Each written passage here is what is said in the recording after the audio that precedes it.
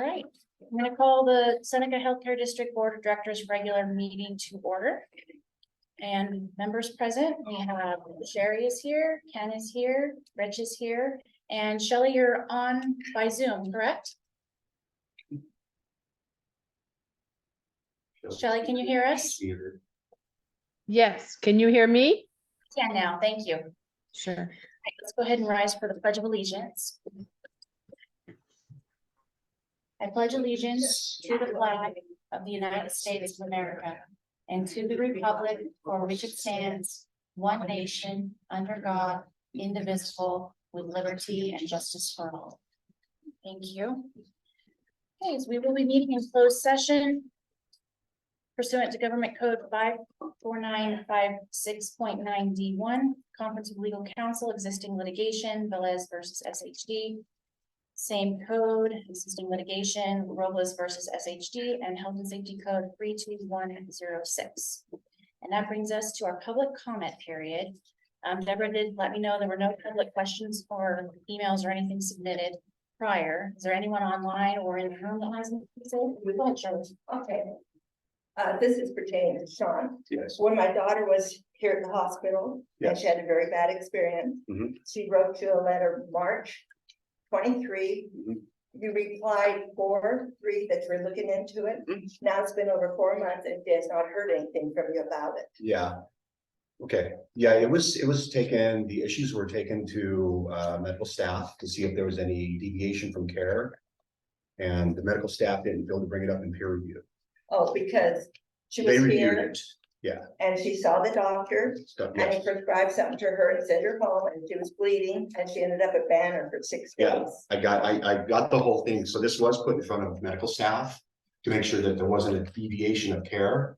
And they did not take it up in peer review, so I do have it. I can have the chief, maybe. Well, because you never Oh. responded back to her to tell you when. I don't have anything from med staff to say that we're not taking action. Well, no, I meant like say, okay, we looked into it and the medical staff, Yeah. she hasn't heard anything from you personally or by I letter. will follow up with medical staff to make sure I get a finding from medical staff to send her with it. Because it's really, it goes to them, and if they give me something, then I can forward it to her to say, here's what medical staff found. And I don't have anything from them, so Yeah. I'll follow up on that. But I mean, like with public comment Yeah. or letters to you, you should follow up, even if it's just to say, we looked into it and this is what happens, because that puts bad vibes out in the neighborhood. You're absolutely right. I And apologize. with my mature group that I associate with, there's a lot of negative.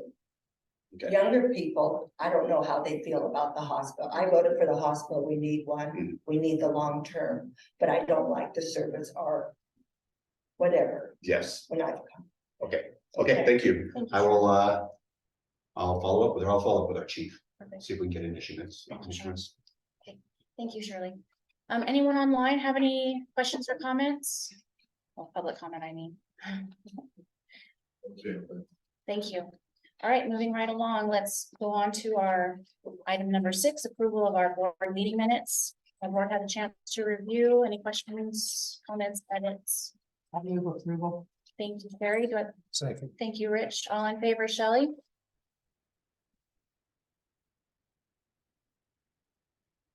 Shelley, how do you vote for approving the meeting minutes?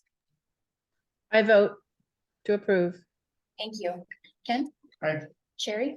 Aye. Rich? Aye. And I'll vote aye.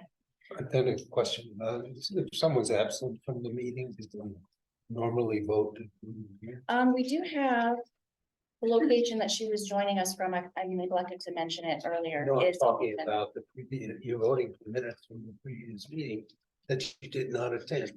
Oh, good point. Thank you. Shel- I tend to abstain when. yeah, because I think Shelley was absent from that one, right? So Shelley, perhaps you might consider modifying and abstaining since you were not able to be present at our last meeting. Thank you for that, Rich.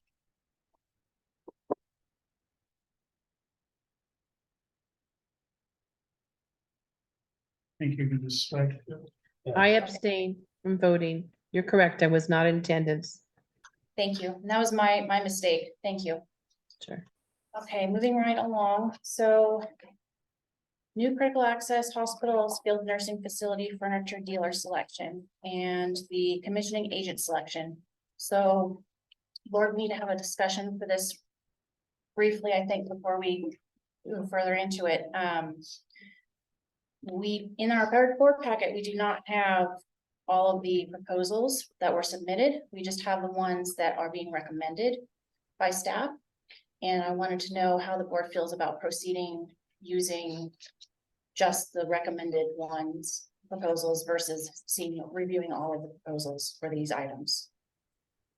Was there any, I guess, protocol used by the staff to make the recommendation?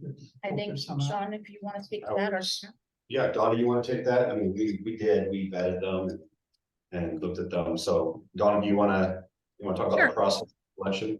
Yeah, so we did a complete RFQ, RFP. Ended up, we went out to 6 entities and received 3 proposals. And the 3 that we received are within these documents. All due respect, an Excel document was provided, and when it got transferred to PDF, there is some missing information at the bottom that tells you the dollar amounts. But we did vet all 3 proposals and did a comparison of cost and product and service and how the proposed product fits within the intended look of the facility, the inspiration photos that have been developed or collected for making sure that the look of the furniture matches that.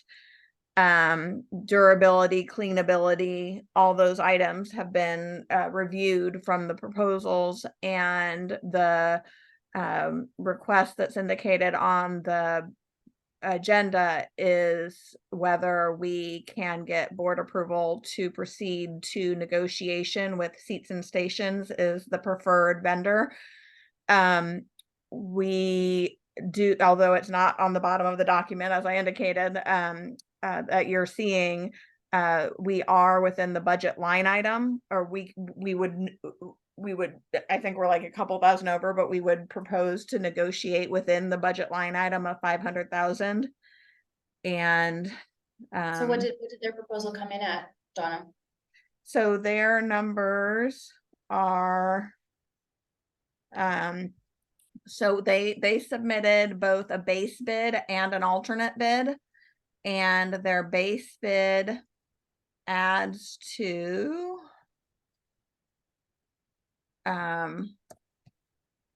sorry, bear with me here.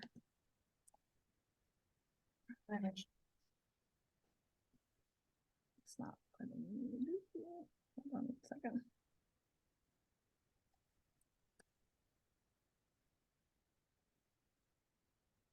So their base bid adds to 415, almost 416,000, and their alternate bid adds to 502. They are low when you with those numbers, as well as being a preferred from the product that they're recommending, that they're proposing on. So what's the difference in the ranges, the 416 to the 502? So it's different products. So we allow within the RFP, we allowed them to offer, so we had provided a basis of design within the RFP that was provided, developed and provided by the architect within the design build entity. And so they had provided images and criteria for what what the bidders were supposed to bid on. And they also had the ability to offer alternatives that they thought would match the inspiration photos that were provided. And so the recommended vendor made some suggestions on different furniture that would look like the modern lodge look that the design is aiming toward. And so those products, both from a look and durability and cleanability, were improved over what the base bid was for them. Okay, and what were the bids for the others? So the others were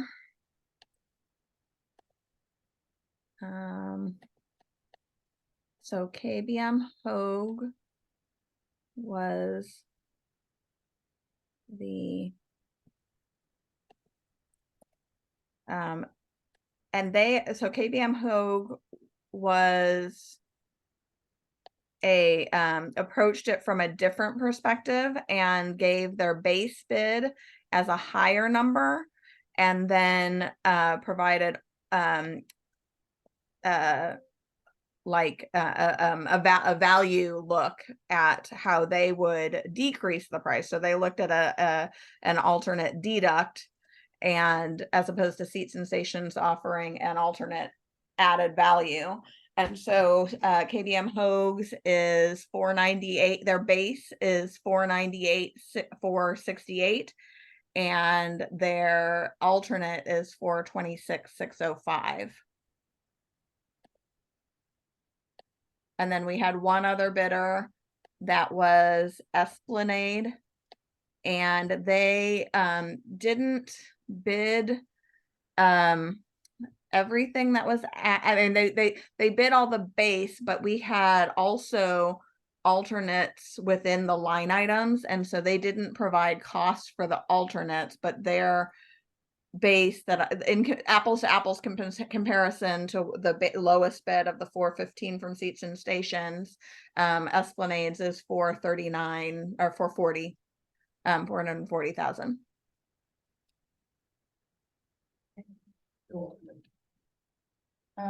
Board members, what are your thoughts? Well, it's kind of hard to have thoughts when you're really only truly looking at one thing. Yeah. And my only thought more to do with in the future, what would be helpful would, when we have, say, 4 bidders, would be to have the names of the bidders and what their bids were, the total amounts. Yeah. And at least we know. And that what is was- what was what intended to was- be provided here, but it got cut off, so apologies. That's the part that didn't. So I think that would make it more helpful, but when it really comes down to it, it's more of a staff decision, at the quality of, say, a chair, you know, So you can buy. 502 versus the 498, they're so close on the high end. Okay, and on the low alternative, like I say, one went from low alternative up to 502. One started at 498, went backward to 439 or 429. But in looking at them from a price perspective, you know, they're so close, and the higher end stuff was the selection of the staff as it relates to look, durability, cleanliness, the ability to clean these and things like that. So that was the decision point. If there was a huge delta in price, you know, I think that it's something that we would have to take a more of a discerning look at. But based upon the pricing structure, it did go through under review by staff and EVS and everybody else, plus the look. And as I recall, one of them, the look was way off. They were almost plastic. It didn't look, I can't remember which one that was, Judy, but one of them was so far off, and this one was more of the presenting us with that lodge look. So that was the logic behind all this. Once again, though, to the board's favor, if you want to see all the proposals and all these things and lay them out prior to any decision, we will do that. No, it's just this one was so close, and to us was a fairly easy selection point. Jerry, Yes, I have a question. What about the warranty? What kind of warranty comes with this furniture? All of them have a minimum requirement of 5 for some of the pieces and 10 for others, but they all are required to meet this minimum requirement per the RFP. Which is 5 years? But 5 for some pieces and 10 for others. Okay, thank you. We also considered the livability of the services.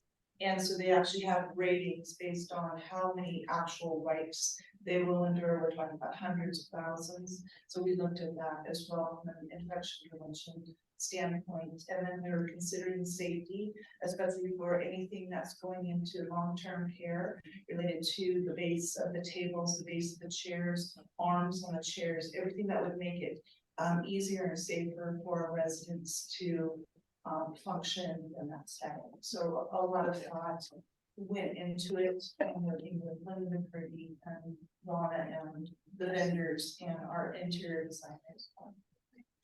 And so this company is the one that you and your staff are, What does this company do? They don't manufacture the product, they distribute. They're a the product? dealer. So they're a dealer, so how the furniture procurement happens generally is they have contracts with different furniture manufacturers, and so they will work with Seneca and the furniture manufacturers that they have contracts with to put together the final selection of all the furniture with those. So they'll do the design, they'll work with the manufacturers and our interior designers to pick the right fabrics, procure the items, manage all of the installation of the furniture on the back end. And where are they located? Sacramento. and Ben, I know maybe it was with the PDF conversion for this part as well, but there are a number of them where there aren't pictures. So that wasn't the PDF conversion. That was so for what you're seeing on the screen right now for KBM Hogue, they didn't provide images for their base bid because they were using the image, the guide of the images on the far left from the bid from the bid document. So the columns, the first column on the left is what was provided to them for reference in providing what they would propose for each of those items. And so KBM Hogue didn't, I don't know why there's one picture there, but they generally didn't provide pictures because they just matched those. So it's their alternate that has pictures because they're saying this is a little bit different than what your bid documents have.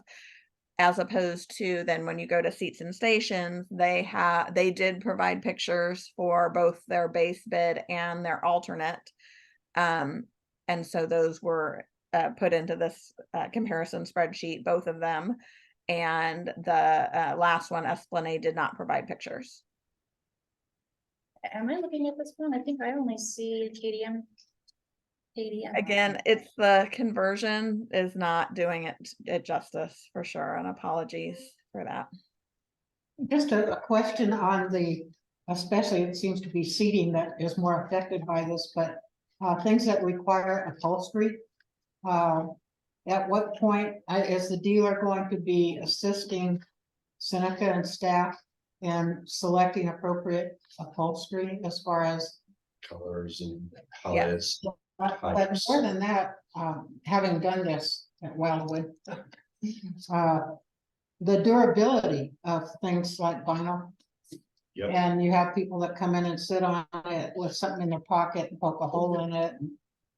So what I'm really concerned about is that in an effort to save money, we don't end up with something that ends up being worthless in a very short period of time.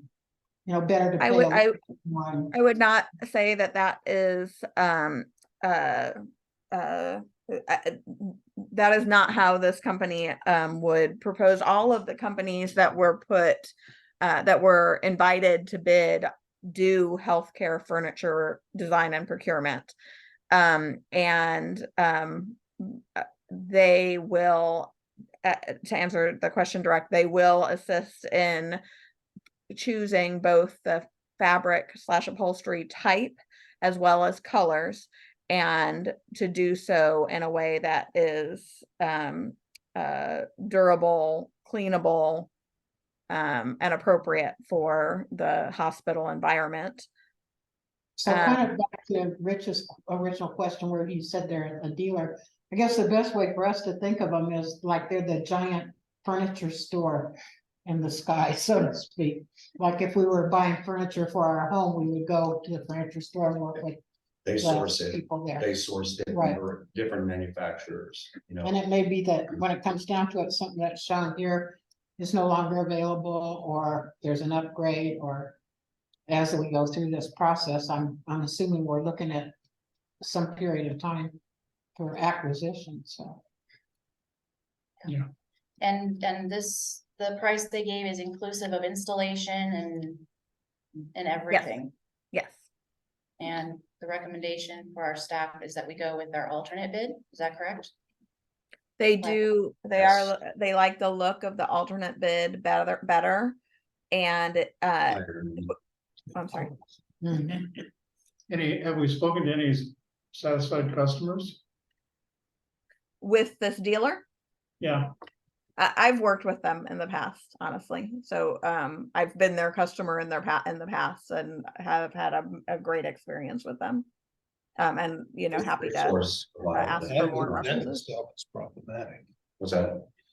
Uh, Well, she didn't come in with that with a bias, No, not at all. so. I mean, it was a level I know bid. that, but if it's a competitor that is losing $500,000 business. They all had the chance to bid and they bid blindly, so. There was, this was not her decision, this was a joint decision, this was a. And the other two are based also in Sacramento? One's in Chico. Esplanade? Yeah, one's Yes. local.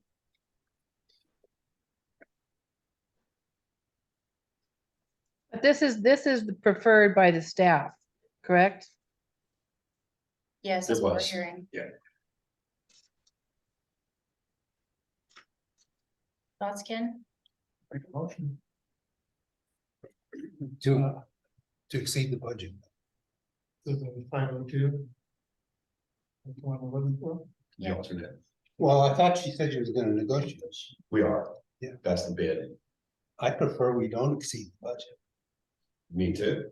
That That's that fine. is the ask. If we can agree that we want to proceed based on the bid with seats and stations to negotiate specific furniture pieces that keep us within the budget of 500,000, the budget line item of 500,000. And then if it becomes impossible for some unforeseeable reason, you would come back to the board for additional approval to exceed that amount. Correct, but I don't anticipate that being the case. Okay, Cap it at, make a motion to accept it capped at 500,000. For a second? second, Tie. You hear that? So who counts? Donna, we gotta Whose is find it? $2,000 Rich, okay. from All them, we will. All in favor, Rich, Aye. Sherry, aye, Ken, Aye. Shelley, Aye. and I'll vote aye.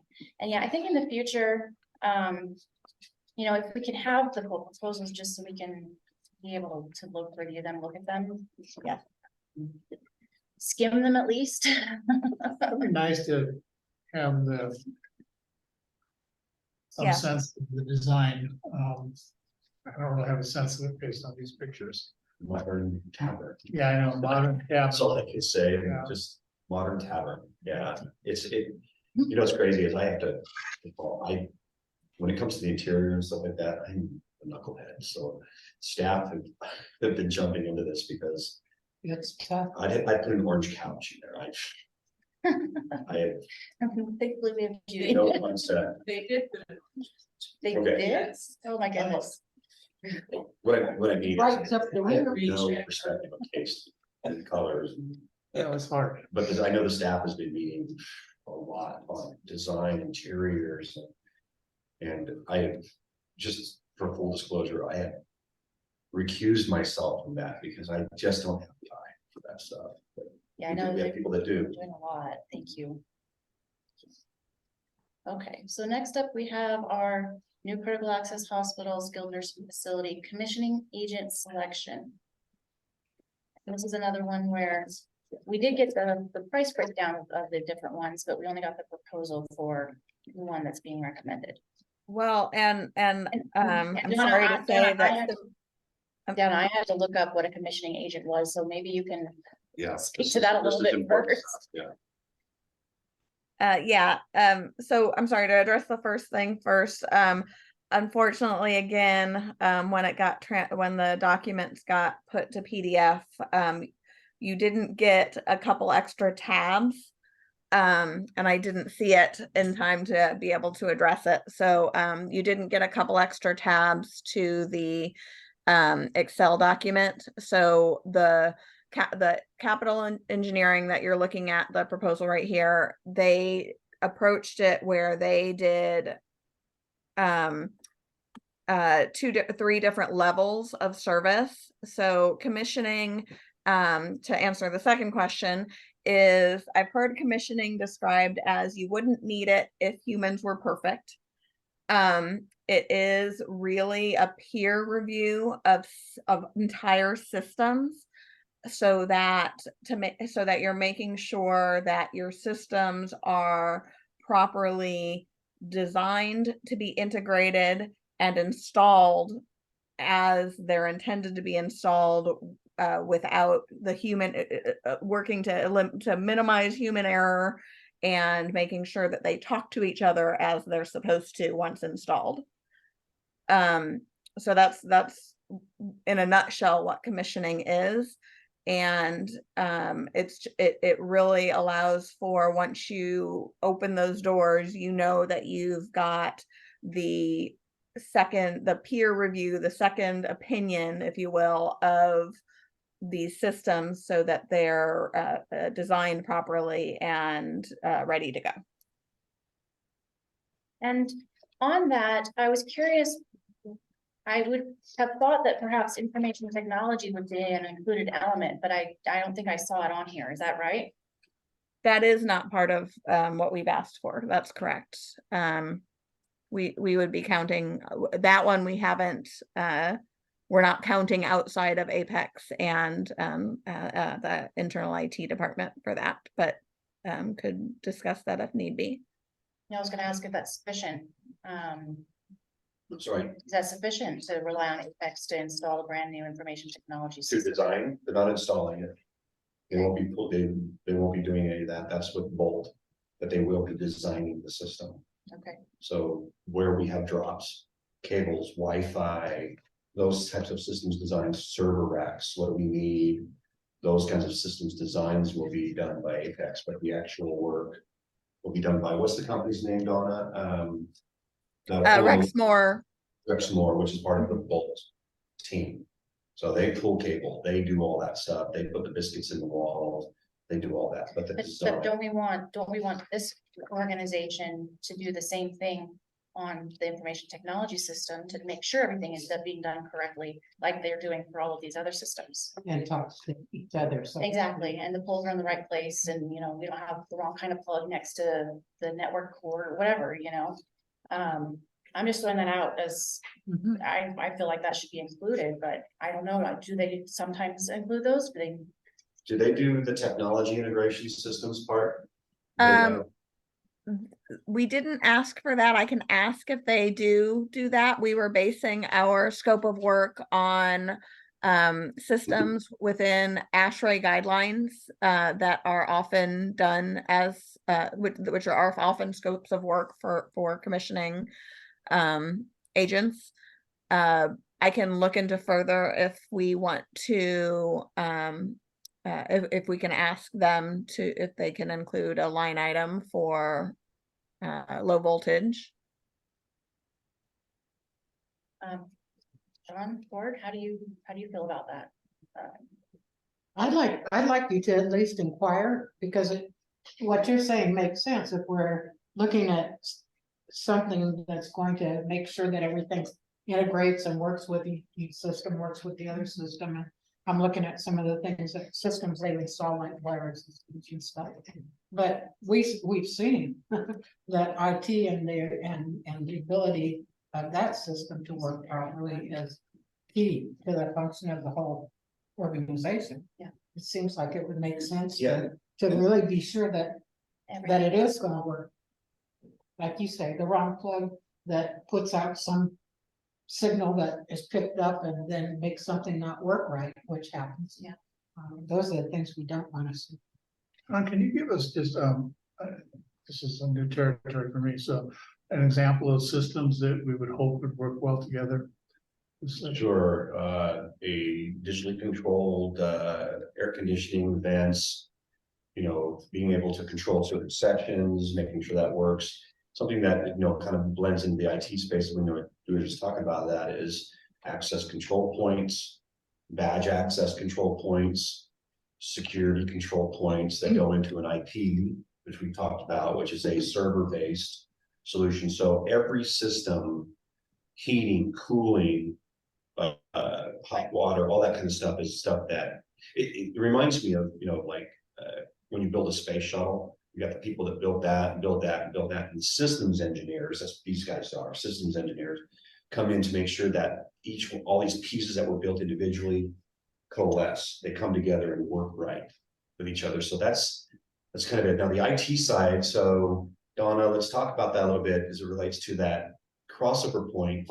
Excuse me, where certain systems require an IT component. Which a lot do now.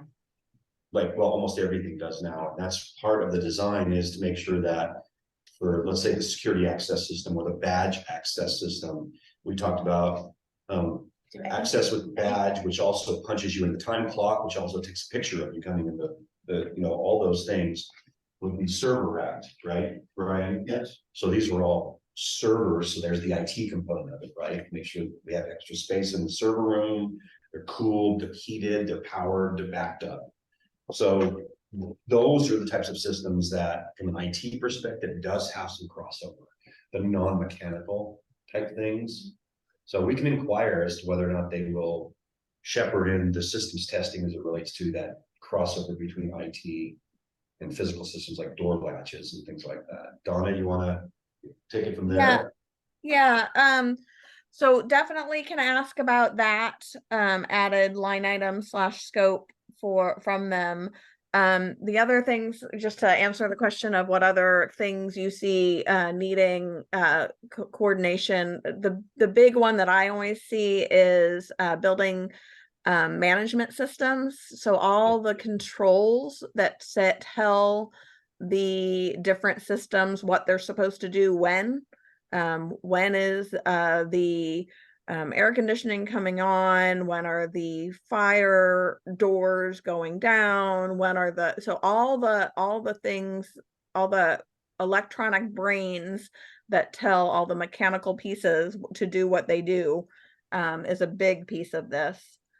And then again, the adding the low voltage, I think it's a good question. We can see about asking them to add that. Because what you just said, Donna, also has a component of information technology that is built off of a digital system. Yep. That's the brain. And And that like I say, it brain has to use server. components and stuff like that. So I can't imagine that they don't.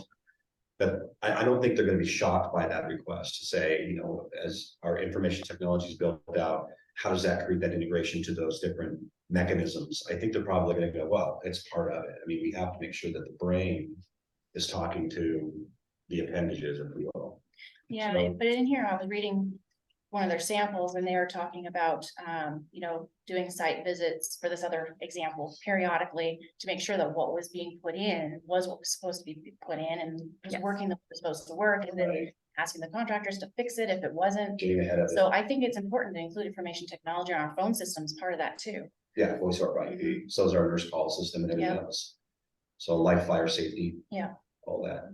So I'm familiar with where I previously worked, there was software integration to this point, to the sense where there was a dashboard, a system dashboard that yeah. would allow the engineers to see where the problems were or if everything was functioning correctly. Mhm. So I think to that end, it's really important to have software integration with all these systems.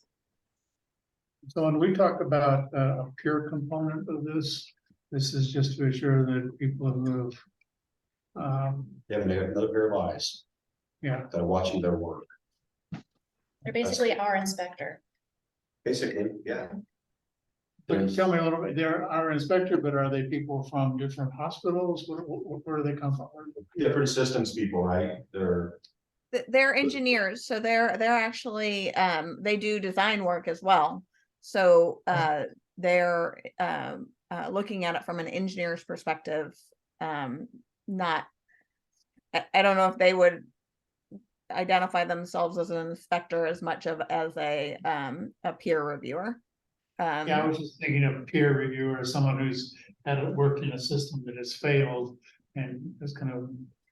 I'm sure they've seen it. I'm sure they've seen failures in systems. And that's what we don't want to get to, is as we start putting the guts into this thing, they've got to be there watching this so that we don't close walls in on systems that are not functioning. You know, and then of course, the final testing piece. to this. And they're gonna review our design before we even get to the point of building, from what I understood from this as well, right, Donna? Right, and that's why the need to get this settled is before you right now, because we're approaching the end of construction documents in a couple months, and we want to make sure that we're getting this entity on board to do the timely review of the drawings before we submit to Oshpun. Okay, and can you talk then about the other two and why Yeah. this one is ended? Let me if I can first briefly talk about this. So again, this has two other tabs to the spreadsheet that wasn't provided within the packet. So Capital has 3 looks at how they would provide different options that they would have for what they defined as good, better, and best for commissioning. So their good level was 177,000 and had a line item for each thing. It just had less. You probably saw it within the proposal that was provided, that it had fewer fewer site visits, or a higher level review of drawings, or things like that. And It shows the 3 different ones. Sorry, Donna, on page 30 is where the 3 different options are Yeah. for board members. yeah. So there, what you aren't seeing is the breakdown like that, like they gave us, with 177 as good, 233 is better, and then you did get the one that says 283 as best.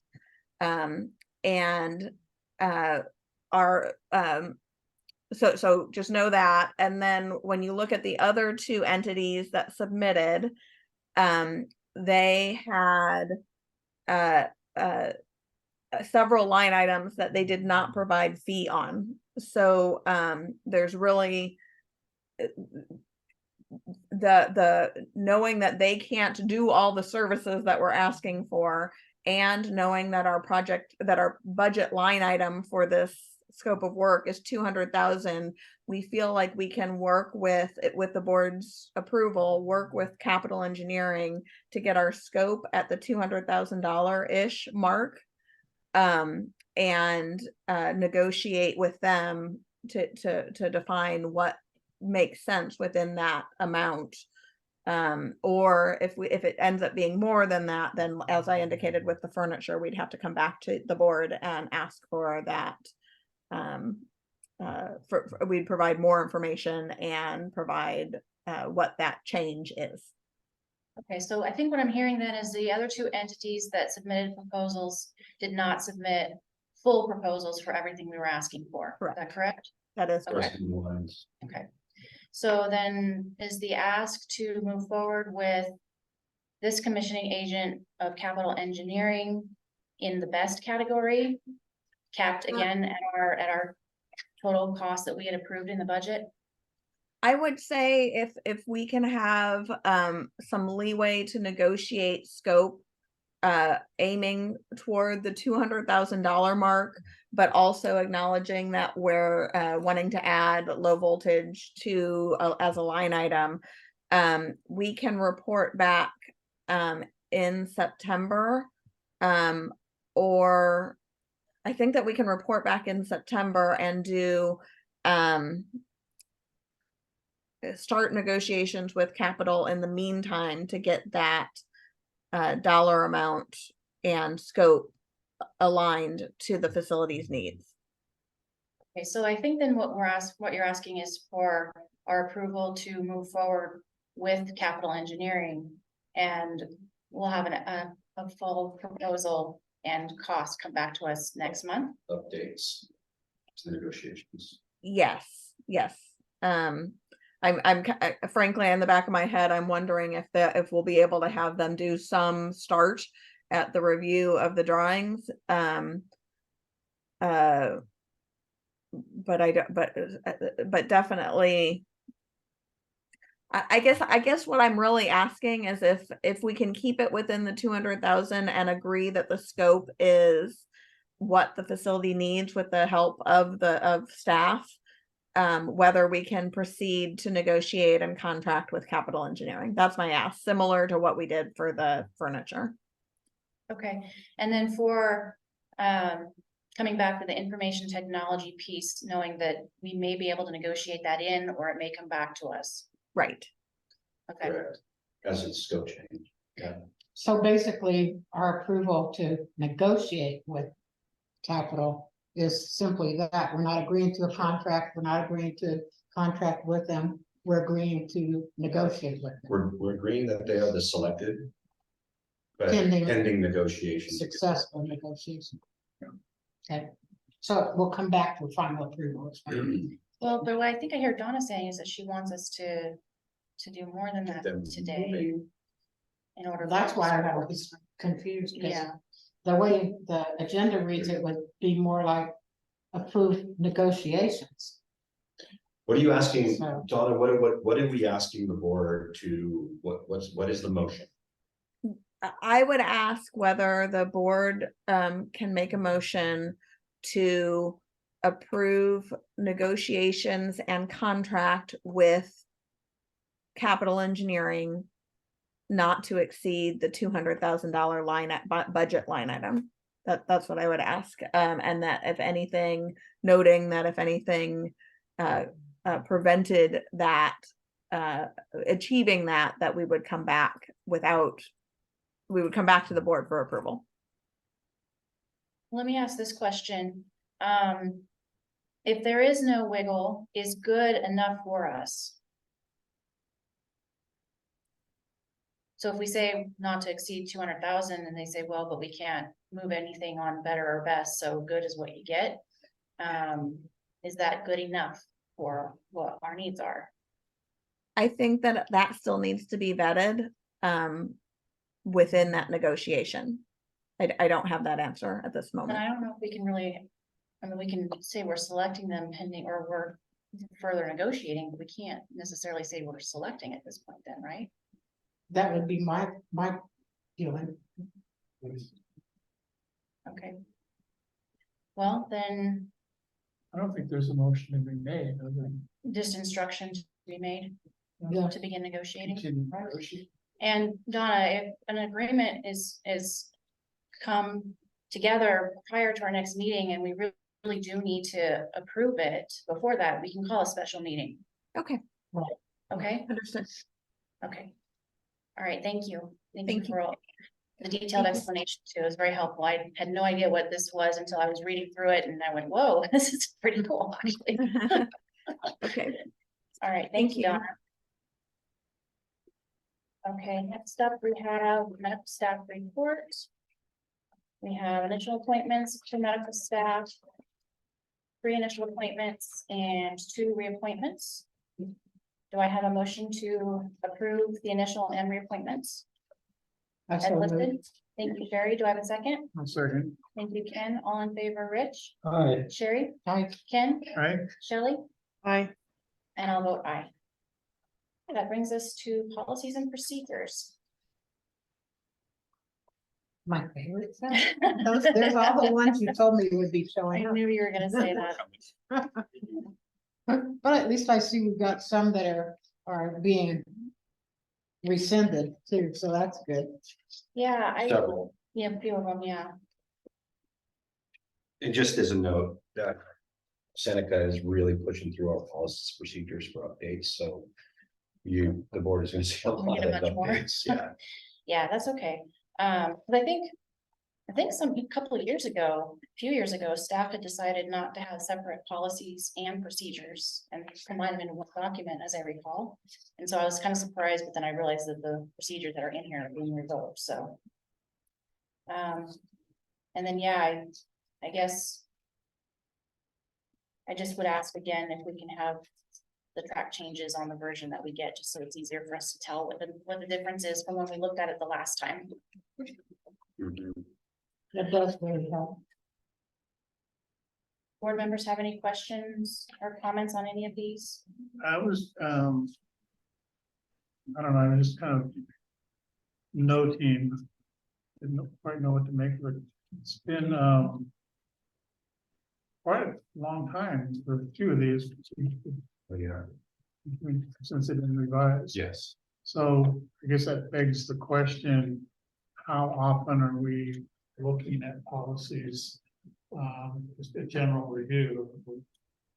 Need to make an update. Annually, Huh? annually. And I think right now they're going through a cleanup process. and that's, is this a These are cleaned up byproduct of that policy? annually. We've been discussing in executive session, better systems of tracking. So there's systems out there that are policy systems, so you put them in there, and then they notify the owner of a pending requirement for review. And then when they review, they make any changes, it saves the changes and sends it to the next iteration of the next person, so you see all changes. And if there's a chain of command where it goes to this person, then that person, then goes to the board, then goes to this. It cannot be approved until every one of those members in that hierarchy have approved and signed off or made changes. Those are expensive systems, they're very expensive. So we're actually now talking about using SharePoint. Because it does track changes, it does show the original author. So you're gonna start seeing the whole policies, procedures, processes change, but using potentially a SharePoint, which allows all of you access remotely to review these instead of on paper, so you can get on there and see every revision, who did it, what date they did it. So the red lines will be automated. And they'll all be digital, and like, I think some of these in here might have been printed out once. Yeah, and that would make Like it you're stop saying. printing these hopefully, Yes, and just because it's available anywhere. Reminders that aren't necessarily electronic. yeah, yeah. So we're really trying to get those off the shelves. Yeah, and that's part of the whole reduction in paper thing that we're trying to do here as well, reduce the paper. It's kind of funny We burn a seeing lot all of the different trees. logos. You saw there's like 3 different logos in here. Yeah. I like our current one the best. Sean, we used SharePoint at North Bay. It worked really well. It worked Yeah, it really well. does. And if I can It's make just- one other suggestion is, when I, as a director, had to present policies for approval, we required a summary of changes cover page on the policy. So versus having the track changes, because sometimes it's kind of difficult to look at a 30-page policy and look at all the track changes. So we requested just a summary page, cover page of what changed in the policy and why. Judy. Hi, can you guys hear me? Yes. This is Jennifer Hall with the housekeeping policies. Well, thank you, Jennifer. Hi. Hi, so I wasn't able to do track changes because, as you could tell, some of these were, like this one is from 1985. Yeah. So there were no actual documents. So most of these were just procedures. There were 30 plus for housekeeping. So you'll see that there's a couple of them and they state that they're new because there was never a policy attached. So what I had done was gone through and created a policy for it, so that we can meet the Title 22 CDC regs. Gotcha. That So makes sense. and I think there's only 3 more left from housekeeping. So once we get through that, what I'll do is with one of the ones that we have left to go through, I'll retype it, save it, and then I'll redline it so that you can see the track changes. Okay. Thank you for that. I really appreciate it, Jennifer. And Yeah. we do very much appreciate you guys going through the policies and making sure they're up to date too. We really do. Thank you. I appreciate that. Thank you. If I may, Yes. just for a moment, So we are expecting a very unexpected visit, actually. I found out today, Quincy, from the USDA. Okay, They are here and I would like to be able to go meet with them, if you don't mind. So, can we just table my reports, pretty self-explanatory. But in 13, can we move that to the end maybe? that's fine. And if you could, excuse me, I need to go meet with these folks. Okay. Is that okay? Yeah. absolutely. Thank you. Thank you. Be back. All right, board members, anyone want to make a motion to approve the policies and procedures as submitted? The revised and the rescinded, et cetera, as listed in the agenda? I'll So move. Thanks, Rich. Do I have a second? I'll second. Thanks, Ken. All in favor, Shelley, Aye. Ken, Aye. Sherry? I, My brain just went. Thank you, sorry. And I'll vote aye, Rich voted aye. Okay, next up. New critical access hospital board updates. Donna, I think you're up again.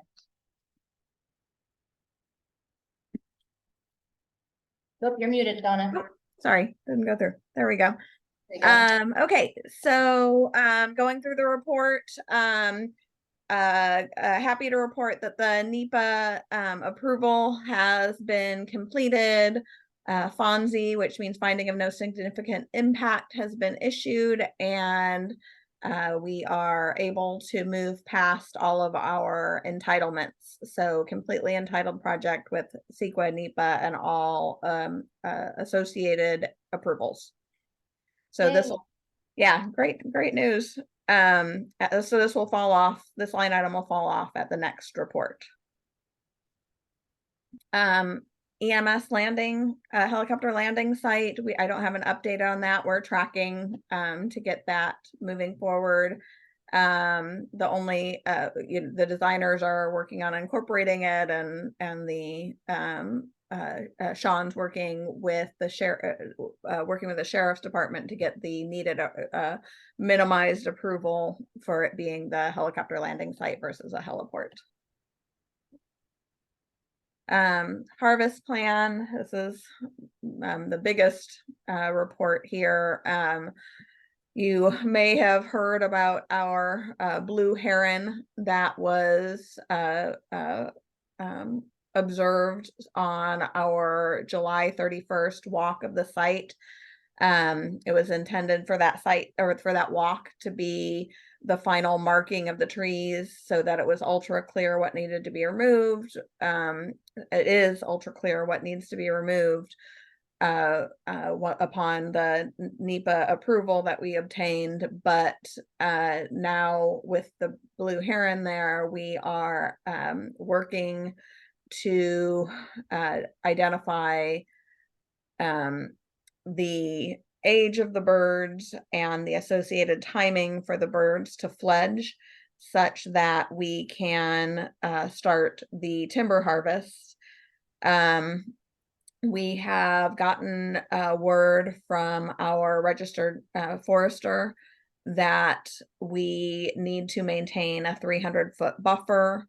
We're working to try and determine that age with permission to do drones. We just heard today from the opinion of the biologist that as long as we're outside of the 300-foot buffer, that there shouldn't be a reason we can't do the drone for that purpose. It's been forwarded to our registered forester, who needs to give us the final, looks like you're good to go, put the drone up so that you can get the age of the birds.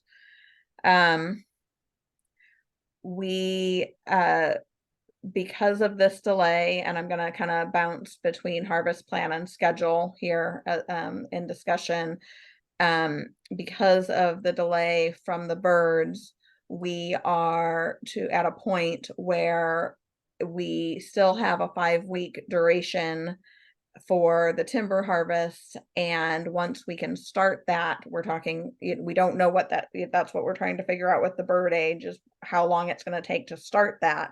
And then from when we start, we're looking at a 5-week duration to do the work, which really gets us past our reasonable window to mobilize and do grading and site prep that we had planned for this fall.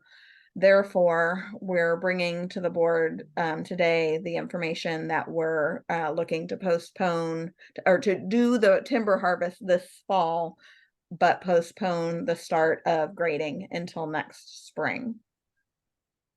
So I'll pause there if there's any questions or discussion around that, since that's such a big, impactful statement there. Yeah, Rich and I were already aware of this. I don't know if either of you have Yeah. any questions or. Sean didn't mention at the onset of the meeting before we were in the meeting that this 3-week timeframe, someone told him it might be shorter than that. Information. We won't know until we get a really good Yeah. view of it to tell Like how how old it old is. Mhm. Yeah, yeah. So. What It is is this, what it is. what, I have a question, I'm sorry. What is this delay going to cost us so far? What's that?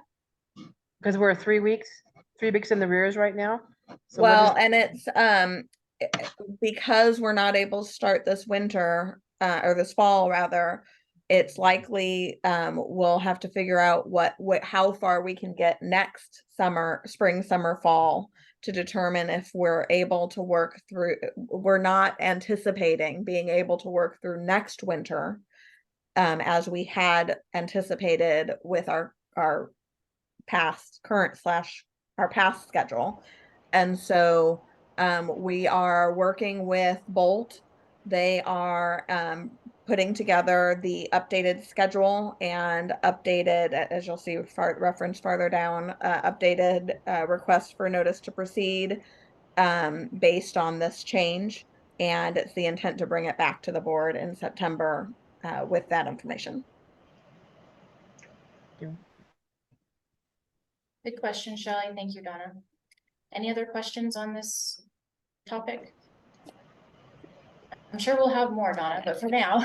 Yeah, we can move- okay. Okay, moving on to no update on Wildwood easement. We're just kind of holding that as a placeholder right now. Financing, USDA, all the information has been provided to USDA, including this, we've had this last round, this last week of additional information that was requested by USDA. Everything's been provided to them, and we wait for this 9/30 funding deadline, which is their end of fiscal year funding. So that's all I have for that. No update on other funding and philanthropy. Schedule we've talked about. Again, repeating that we'll be bringing back the planned updated schedule at the September Board of Directors meeting for more discussion around that. For budget, we are working to confirm that construction and project contingencies can contain any overage. So all that will all depend on what we're bringing back to the board in September. So more to come on both budget and schedule, but really working to maintain the 72 million with the contingencies that we have for the project. For design, we have both the grading and drainage and overall site improvements package. Both of those packages have been approved, and permit is in hand for those. So, Yeah, Donna, that was my question. I meant to ask earlier when we were talking about the commissioning. or Yeah, because in there it said that we didn't have the permit yet, and I was wondering if there was just an overlap in timing. yeah, exactly. Okay. There's a delay, yeah, with all the proposals coming in, and yeah. Okay, thank you. For CPUD, we have their approval on water and sewer. We're working to get their approval on fire control and access to and from the site. And that's needed for HKI's approval of the project, they need the local fire to give that feedback, so we're tracking on that. And is that Um, something the commissioning agent can help with? as no, well? that's not, no, that's different. This is definitely, we need the local fire to give their feedback.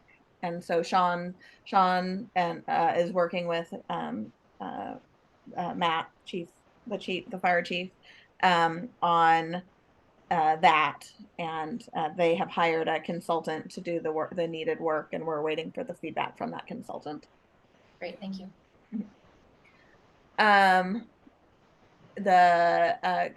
Right now we're in construction documents with interiors. That's not changed. I mean, we're progressing, but we're still in construction documents for interiors.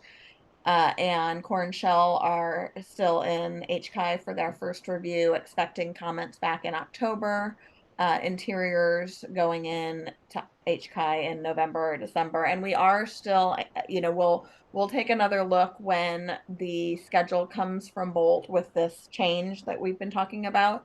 But having those approvals in the same time frame is going to be very helpful. So we're not anticipating slowing down on design, even though our construction has been delayed. So we're still trying to keep that design moving forward at the same pace. And that, again, that is why we were pushing on getting the commissioning and furniture, because we're not planning on slowing down on the design.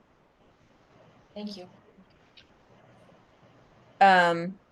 Medical equipment planning, we are we've had many vendor meetings for the architecturally significant equipment, medical equipment, meaning equipment that requires overhead structural specific room configurations, such as for X-ray and CT, sterilizers that have a very infrastructure intense, with all the water requirements and through wall penetrations and things like that.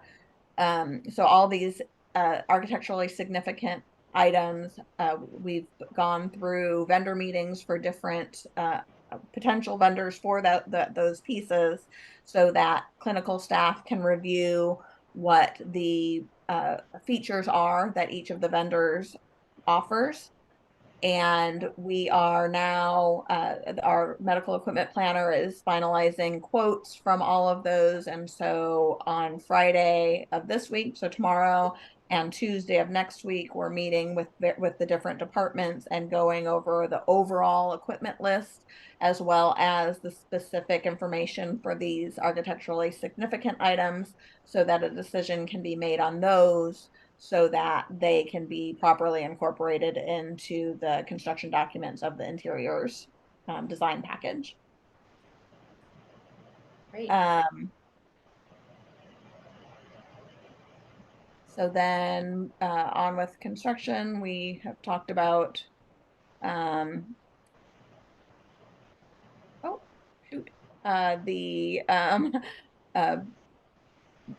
Bolt GMP will be following a review in they would be looking to also rebid in October, and so everything on that front is we're trying to get the GMP on the same timeline that we were trying to get it before the delay in the construction, so that we can get everything, all the budget buttoned down and associated contract buttoned down. Amendment to the contract button down. For site construction, we did, after not being successful for quite a while there, Bolt has found a grading contractor that can meet the skilled and trained design build workforce requirements. We have that bid.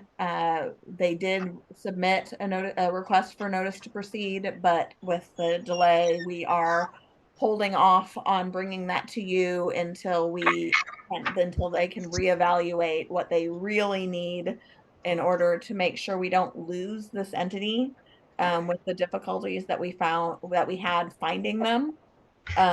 So in September, along with schedule and overall budget update, this notice to proceed that we'll be asking for is in replacement of anything that we've asked most recently for general condition, general requirements, and fire sprinklers. So last meeting, you guys approved the ability to move on to notice to proceed for those items, but we did not based on the greatest information or the newest, latest and greatest information with the birds. So what we bring to you in September will replace what you had looked at last month. So Donna, as part of that, I would ask that we're provided with whatever our legal counsel's opinion was, so we can take that into consideration. With delaying, how With they when recommend the- delaying as Yeah, yeah. I can make sure that they that Grant is available for this meeting next month to have that discussion available. Yeah, I think we can just ask our legal counsel to email the board members a copy of whatever information they had provided that's related to this. Not as board materials, just as an email sends to us. Information, yes. Info on what they're recommending for as far as the notice to proceed is concerned. Correct. Okay. Thank you. Okay. With that, I'll take questions if there are any. Board members, any other questions?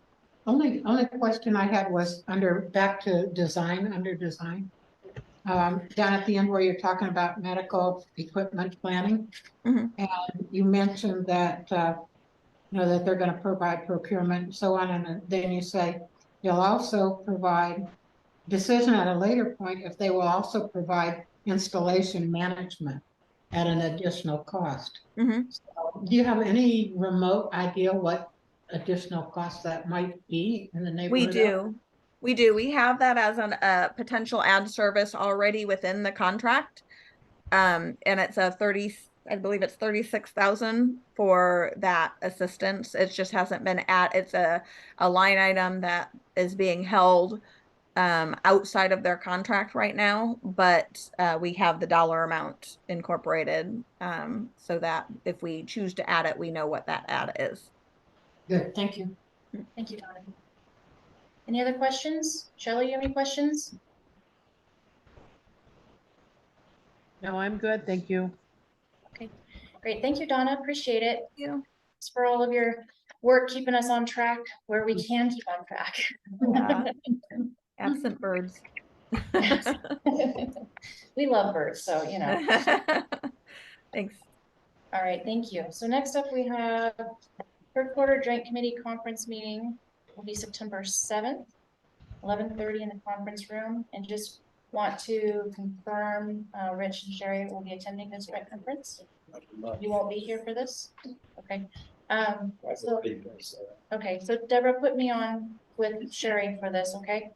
I will do. Thank you. And I will make sure I get it added to my calendar. Okay, next up, we're gonna skip number 13 for right now until Sean comes back in here. And number 14. So we have Steve on. Yes, I am. I'll come in there. Okay, great, thank you. We'll pause just a moment for Steve to come on out. Judy's not in. I guess we could skip to number 17 until he comes in. So I reviewed these, really appreciate every single one of these reports that we get from the staff because it really helps me understand what's going on when, so very much appreciated.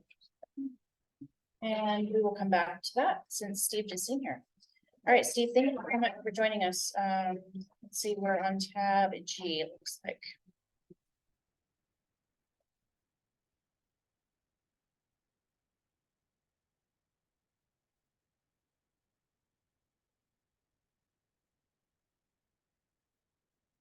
Thank you, Brian. So.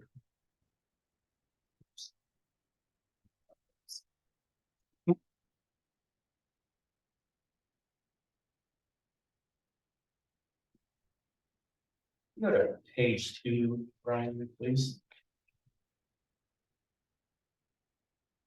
We have a copy here, Steve, if you need it. Mine. I do. I got it. Thank you. Okay, so.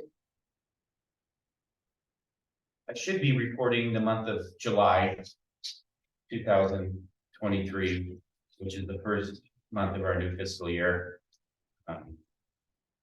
With the demands of things that are going on around here, which I'll cover in a little more detail when I get on down my list. That's just not possible. I see continued issues with getting financials within the next month as well. And anticipate that by October we'll be issuing financial statements. And at that time, I would imagine that we'll bring everything current through September. So what I can do is I can provide some analysis of things, and I think most importantly is to provide you all with a presentation of our cash on hand. I mean, that's really what it's all about. Everything we do, plus and minus, leads to the amount that we hold in the bank.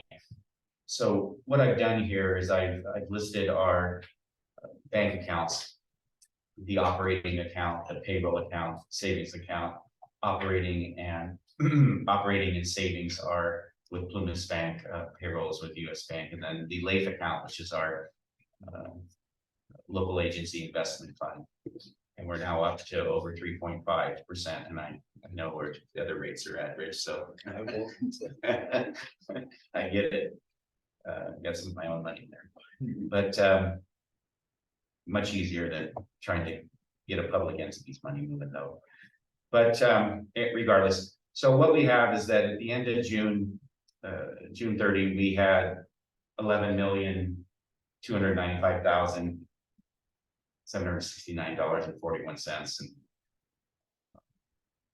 and then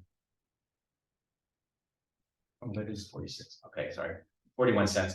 It has decreased to 9,641,371.46. So in the month of July, we had a decrease in our cash of $1.65 million, $1,654,000. Okay, there's multiple things that are going on here, and I'll just try and walk through them as best I can.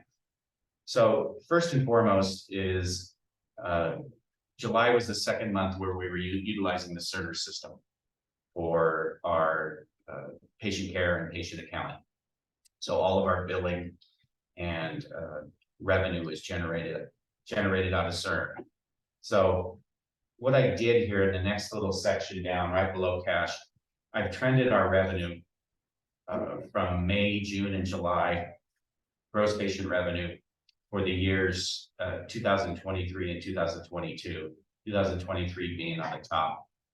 So when we 2 months ago or 3 months ago, as far as the presentation here, May we had $2,087,000 in revenue versus $1,975,000 in May. So we did have a slight increase in revenue over prior year. We did have a drop in our revenue both from May and from 2022. To the best of my ability and my ability to get information out of Cerner, which is it's doable. I'm not complaining. I just need to become a little more proficient at it, where I can just grab numbers on the fly, but I'm working on that. We all are. Our patient volumes are down in June. So there seems to be a proper relationship there that our revenue was down because of patient utilization. It's kind of odd that June would be that we would see a drop, but that's what our statistics show as well. So then we did a bounce back in July, $2.256 million of gross patient revenue in July of 23, which was higher than July of 22. Big question is Cerner helping us capture more revenue? We don't know at this point. The way we see the system work, we think that's a distinct possibility, but we still are working very hard with our own internal workflow along with getting Cerner to work, because we went live on June 5th with things still being essentially being built in the system.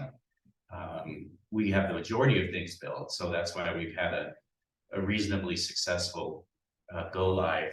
But we continue to troubleshoot, we continue to have to monitor what happens as far as the flow of patient information through the revenue cycle, from admission to charge capture to billing, to get it right. Probably the biggest victim in this has been the accounts receivable. In the month of June, we collected $10,000 of June revenue from Cerner, so very little. We did see that go up in the month of July, and so I have a little thing here. I'd like to say I could break this out. I will get there eventually where I can do it, but I'm pretty close on it. The this middle, yeah, right there. Thank you, Brian. AR collections. So off to the far right is that average monthly collections pre-Cerner. So when we were in Evident CPSI, we were collecting 1,160,000 on average per month. In June, we collected $813,000. Now you're saying, well, when we went to July, we're collecting $776,000. Shouldn't things be getting better? Well, the problem is that the collections in June were also main revenue that were driven out of the Evident CPSI system. And we have our routine down to where we could bill and collect, and very, very common that we could collect certainly previous month revenue, but even same month revenue as well.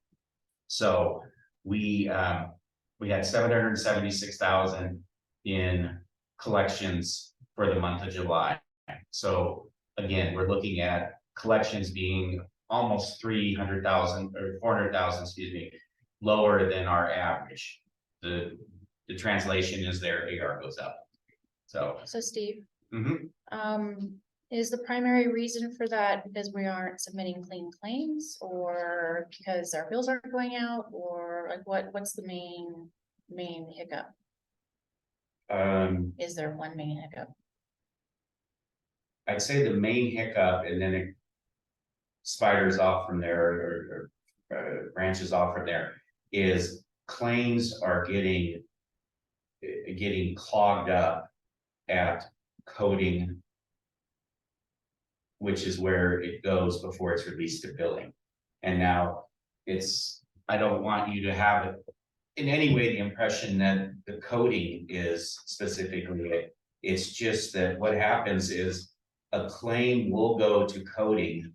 The coding folks look at the claim and they say, oh man, there's charges missing. I don't have diagnosis. I don't, and then what we do is we walk our way back, and then we take it back, whether it's to, it could be a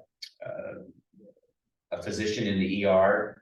Fortunately, Mark is skilled in Cerner and has been a great resource for the other docs. But we do have, outside of Mark Nielsen, we have traveling docs that are here for a couple days and then they're gone. So they don't have that, we don't have that ability. Brian goes over there and, they'll be here and we'll say, where's Brian? And Brian's basically in the ER standing next to the physician. Now, this was earlier on, we've gotten better. So it's getting the docs to do that. It's getting the clinical staff to pick the charge, because they can. The nice thing about Cerner is there's great documentation in the system now. And so it's just then when there's an order, when they put something in there, grab the charge at the same time. So they're going in and cleaning it up basically, because we need to work a little more on the front end of getting it tighter so that the coders don't have as much to do on the back end. Yeah, we have an expression where we call it workflow. We say it's either workflow or system. So if the issue is that we have to do something differently in the process, Cerner's fine, then we just have to fix it. But if the charge is not present, they can't find the charge. Some of the way that they wrote the rules for coding or billing based upon insurance isn't, as they say, Byron.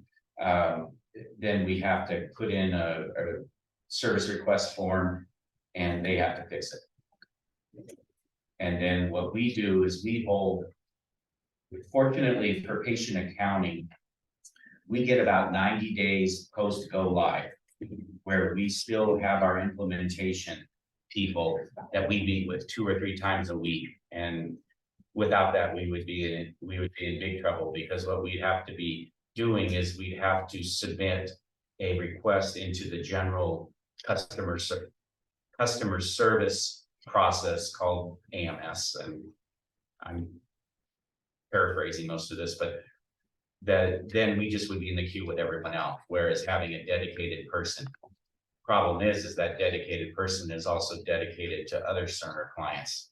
And so it's an immense challenge. And yes, we hired R1, and R1 has been infinitely helpful in getting us through this, but we can't just say, R1, do your thing, because then if it doesn't work, or we're having issues and they give us reports that don't look good or dash, then we say, what's going on? And then they try and tell us, just like, you know. So we only have our dedicated team to help with these issues through the end of September? Is that right? I think we have about 1 more month with them. I saw the recent, they went down to 2 days a week, and the schedule was out through September. The good news is that we have shifted our focus recently from the claims getting rejected as they go to, we can't even get the claim to go to our clearinghouse, which then, you know, reads the claim and makes sure that the edits and everything's compliant, Medicare, whatever is doing, and then they release it. We couldn't even get it to go that far. Now, at least we're getting it past that, and then it's getting hung up on some kooky things that edits, because the clearinghouse has clients along the whole spectrum of hospitals, and they have different rules in critical access hospitals. And so we get these edits and we say, hey, those don't apply to us. Can we just turn it off? And sometimes they can just override it, and there's a difference between a warning and a fatal and all of these things. So the good news is that we've progressed to that point to where we're now doing the work we're doing now releases the claim, and we are sending out claims and getting payments. So let's see, what is it, August? My sense is that by the end of September, we should be like hitting our targets on clean claims, and then it's just, we're going back to doing just payer management and things like that. So, but because of this, we've taken a hit on cash, in that our collections have been lower, AR is growing. I couldn't get an AR number for Cerner for July. That's sad. I was trying to go into the reporting, and I can do it with help. Sometimes I can do it without help, but I just didn't have that number. So that's unfortunate, but it's not present there. But we can see that the CPSI evident AR is coming down, and we think that the third party claims with them, the insurance, Medicare, Medicaid, commercial, and all that, are going to be settled by the end of November when our extension contract ends with them. So we're good about that. Private pay is another story, but we'll get to that another day. So lastly, in this string of revenue and AR and cash is long-term care. And oh my, so we finally got connected to someone with California Health and Wellness, and it's very interesting. you have to put certain codes on a claim. There's an accommodation code. It basically means they're long-term care. Another accommodation code is the number you're billing for. And then you have to put this status code. Well, Medi-Cal uses a 00 status code. But California Health and Wellness, sure enough, it's in their manual. They want an 01 and then they want a value of 0.01. And if you did not read that in their directions, and we still don't know if I guess it doesn't matter. The coding is kind of maybe up to the actual payer, how they do it. They just need to, you know, pay for the right services, pay the right amount, all that, and Medi-Cal's fine, but they do it completely different than California Medi-Cal. And we could not get anyone. Finally, the lady said, "Did you not read the manual?" And we said, "No, we didn't, I guess." And she took it as, and even then it was very difficult to interpret. So we finally got through that. But what was interesting is AmeriCare, which is our long-term care vendor for to work with Cerner. Cerner doesn't have a long-term care financial module or not software, whatever the heck. And so we used AmeriCare, and as they were setting us up, they're also going to do Eastern Plumas, but Eastern Plumas has delayed going live with long-term care. So we went live before Eastern Plumas. And so the gentleman that works for AmeriCare, that's our liaison, is, I think he has a piece of the business or something, but he knows it inside and out. And he's just going, "Hey, you know, this can't be right." We said, "No, this is what they told us. And if we send it in the other way, they're just going to deny it and put it into that endless horrific loop." So sure enough, we built it, and we have submitted claims for June, which is the first month we're billing in AmeriCare, not Evident. And we closed out July, or they did anyway, today, and will be prepared to bill tomorrow for July, which is great.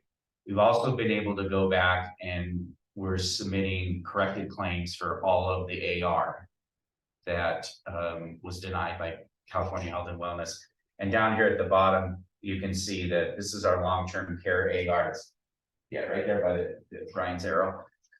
So in the 5/31/2023 column, that's all of the legacy or Evident AR, and it's $704,000, and that's 704 gross and net. That's what we will get paid. Then for the month of that seems like, I think I got the total AR for Cerner. But so for June and, oh, I see what it is. It's a cumulative thing. Thanks. Did you get that? Yeah, that's a good one. So what it is that for the month of June, we billed $272,000 to through AmeriCare that we did just recently. And then we will be billing another 270, basically the same thing. More days in July, but we had one resident pass, so there were a few less days on that one. So it came out really close. So what we're sitting on right now is about $1.25 million in really good AR, really good collectible AR. But we should see that very soon. Ish.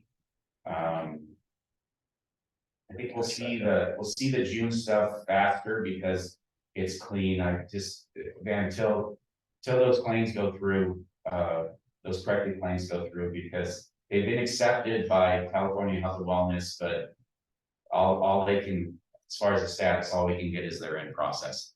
So that's it. The last piece of the things that happened in July was that we had 4 expenditures that were what we call non-reoccurring.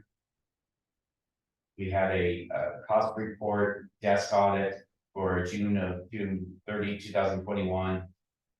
That we had a settlement of $60,000.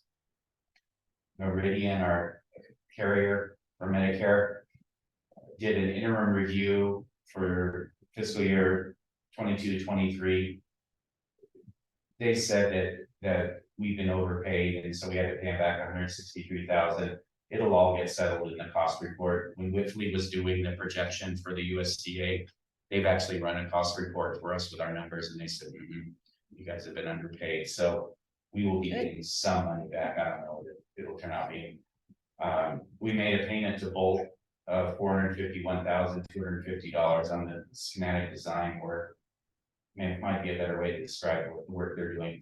And then HCI fees, OSPOD fees, $155,919.06, and that's just a percentage. I think it's like 2.9% of the project that they charge us for the pleasure of They work. charge a percent, not a flat fee.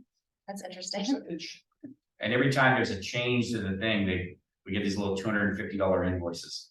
So, yeah, that's what we say. Okay, so that's July. I know these aren't financial statements. Any questions or thoughts? Yeah, I have a comment here, question, I guess, this is really helpful, you explained that well. What is less clear to me from month to month is patient volume. And whether we're up or down. Yeah. From month to month? Yeah, and that's something I always wanted to keep a close eye on, so. So I think, so with Cerner, we have a thing called Lights On, which is it's a scan report, so being able to run our volume month over month with just a line is something that we can start doing much easier than in CPSI. That helps put this in context. This is great because we can tell we're looking for money that we're owed or expenses that are standing out there, but we really want to keep our eye on that patient. Well, I'm gonna watch patient volume, especially in the clinic, by physician, by provider. So those are things that we can actually start to track and trend. Because I can run that report, literally, I think it's actually a CAN report. Yeah. I can just run it, CAN report, bring it to the board and say, here's what our run rates look like by physician. And then of course, physicians off 2 weeks, that's why they're down, we should be able to explain those variances. The reporting capability in Cerner is so much better. So we expect that so we've only been on for 2 months, we're going into our reporting training coming up. Yes, for clinical, we just did financial. Yeah. That's right. We'll be able to start generating reports that the board, I'm sure, is gonna want to see, because we're gonna be checking. Yeah, looking forward to being able to see graphs. So Ken, just quickly, a couple analyticals. So in June of 2022, a year ago, we had 2,513. Oh, sorry. I wish we did. The nurses don't. Or the dogs. We had 264 ER visits. May of 23, we had 239. In June of 23, we had 235. So down from prior year, and as far as June of 23, and then pretty similar to last month. But where we start seeing the changes, we see that the lab procedures, lab tests, we're down 1,705 versus 2,250 for May. And May was kind of similar to June. Radiology procedures, 240 in June versus 310 in May, 307 in June of 22. Down to the clinic again, 589 visits in June of 23, 647 in May of 23, and 692 in June of 23 or 22. I cannot explain to you why outpatient utilization of the hospital semi-elective is, non-emergent, I guess that's what we say, was down in June. It's just some concern about the days we were closed is lack of providers. And my speculation would be that could. Well, the clinic speaks for itself, but I just, in general, you would think that if the clinic was down, then we see higher ER. Yeah. That people be going there or whatever, but just kind of an odd month. What happens when someone comes to the clinic and it's closed and they're referred to the ER? Does the rate of reimbursement or the charges to that person change? It's a different type of visit, yes. Yeah. you know, on the clinic. I'll just come clean here. I'm asking, if someone asks me that question, I'm not gonna go over the once it's clinic because I get charged, you know, more. And so, That's a true statement. That is a true statement.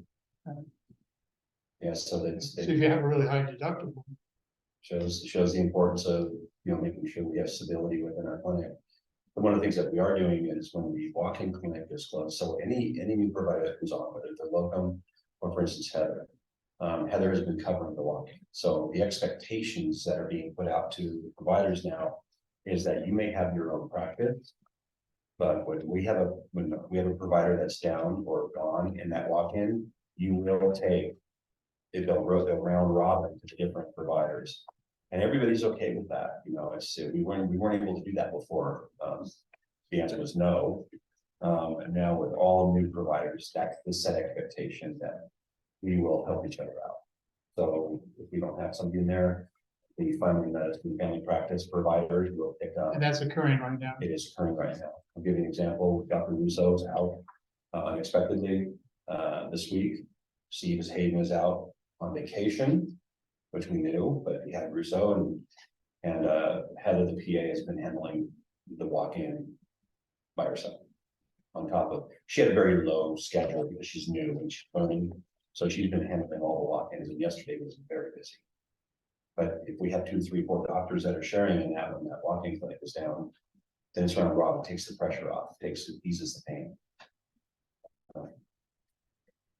It's all about providers that are accepting patients, and where Dr. Russo's numbers, for instance, last week, the minimum he saw on a day was 16, which is more than double. It's more than twice of our providers. So 16, 17 a day. I think that the 16 a day will be Heather, and the more we get in, the expectation is 12 to 16. Did we track how many people were coming in or local residents, Basin residents? I would say that everybody comes into the primary care is probably local. Because they're not, you know, if I'm visiting from, I'll go to the emergency room if I have a problem. So we don't track that specifically by zip code. We could, that's something we can run. I could see him coming to the walk-in. Yeah, the walk-in is something, so yeah, we have the ability because it's gathered, as long as it's a field in the database. In Cerner, as long as it's a field, we can literally run a report, show me how many patients were 96020 or Westwood, and then by Delta, it'll show you who's not. So yeah, we can start running those. Once again, the database in Cerner is so much more available for insights. That's useful information. You know, it's I like to use the statement, the CPSI, it's like we are data rich and information poor. And I need to be information rich, right? That's how you run an organization. I think this is going to help considerably in that regard. Well, at least tells you where to focus. Definitely. Thank you. No, good questions, Ken. And do you want to talk about your other? I'm gonna bust through real back to you in a lot of time. It's for too long. USDA update, Donna kind of hit on that a little bit, but we had the great fortune of having the USDA people come visit us today. And so I was able to talk to them personally about one remaining issue we have on the loan application and the financial feasibility study. That gave us an opportunity to discuss it with them. We received a very nice email from our underwriter, Piper Sandler, explaining what we're doing, and we think that went a long way to getting us over the finish line on this one. So we'll see. We responded to everything they've asked for. I have one little final follow-up with them, and we'll just see how they digest the stuff we discussed with them this afternoon. It's really So they were actually here with you before Sean. You know, they showed up and jumped out. Steve met him in the administrative office to have that conversation. Yeah. And they toured the space. And I showed them the video, the rendering, just to get them up to speed on our Yeah, Sean was at, said, hey, I'm, over at Plymouth District where they're groundbreaking and the USDA's here, and I said, hey, can you see if you can schedule a meeting with them? For tomorrow, and I was thinking about the phone, he said, they're coming here. I said, Coming up the hill. I said, right on. Fantastic. Right on, give me a holler. So that's that. Another thing that's just consumed me is that, this week, our external auditor, Joe Tucker, was here, doing some of his field work. So, he left yesterday afternoon. Got done, got a good start on it. He's gonna work through all the stuff he's taken. He's given me a request for some information. This was on the financial audit. Because of the amount, we received phase 4 provided relief fund COVID money, believe it or not. And the deadline to spend that money was June 30, 2023. So I have to now submit a report by September 30 that shows that COVID either through lost revenue from our baseline of 2019 to we're fortunate with this one because when we filed our first report, it was through June 21. So now we have 2 years worth of both expenses and potential lost revenue to claim against the funds we've received. And this will be a big one. We received just under $835,000 in direct funds. Or unfortunately, it's already in the bank. And then we also have had some Medicare cost report transactions for about another $725,000 that are sitting on the books. And if we can find lost revenue and expenses related to COVID when we report, we can just take that off our books and cleans up our balance sheet in a big way. If not, we'll have to return any funds that we cannot show that qualify for offset against the monies we receive. So Daryl's having to look in, and is he looking at both systems then? Yeah, Well, he's actually looking in 3 systems because he's looking in Evident, Cerner, and Multiview, which is our financial accounting system. So, yeah, so that kind of jumped to provide a relief fund real fast, along with the financial statements. I've had Kristen Courtright-Butowski, our county supervisor, is working on the 24 budget. She's got the labor end. She's been working with Judy Klein to set staffing. And now she and Judy, or maybe just Kristen, are going to get with the departments on the non-labor stuff. And we should have that filled out. I have to drop in the revenue. So I'm looking at a early to mid-October draft of the budget for this fiscal year. So you guys, whether it's going to come to the whole board, whether it's going to come to a finance committee, however we want to do it, but we do need, it's really best if we have a special meeting to look at a draft of it by mid-October. We'll go back, sharpen the pencils, address any of your issues, and then bring it back at the end of October for a final board approval. Lastly, private pay statements are now going out in CERB. So that was an effort. So the statements are going out, and we've actually received payments back from patients. And to our knowledge, we've received no direct complaints or concerns about what's happening. and are we getting those payments various methods? Are they using an online portal? Unfortunately, at this time, the only way that the public can pay is by filling out the slip, writing a check, or putting the credit card information on the, the remittance portion, or calling us to make a credit card payment. The portal, which we thought for sure was going to open this week, we're still having a little bugaboo on the people that maintain the portal, RevSpring, PersonalPay.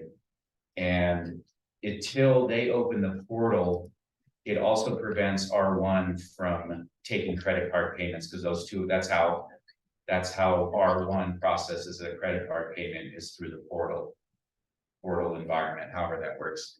So, Sarah Lynn says next week or someone's getting hurt. Well, do we know, Brian, do we know what the problem is with the portal? It's on Red Springs End. Oh, okay. No, everything's good. They're just having a little translation bugaboo or whatever it is, but it's totally on them. We've looked at everything, everything's blessed. And we just, as soon as they can get it to flow through, turn it on. Fingers crossed it happens next week. Yeah, I'm pretty sure. I mean, they've narrowed it down to what it is and. Okay. That's it. Thank you for your Thank you. Thank you, Steve. indulgence of time. Yeah, no, thank you very much for putting this together too, Steve, because this really helped me as well. What Ken was saying, to really kind of understand exactly all of what's going on and kind of the impact to us. So. Yeah, well, it makes sense, I guess, is, it's not good news, but it's not horrible news and it makes sense. So we're hanging in there. Okay. Thanks. Thank you.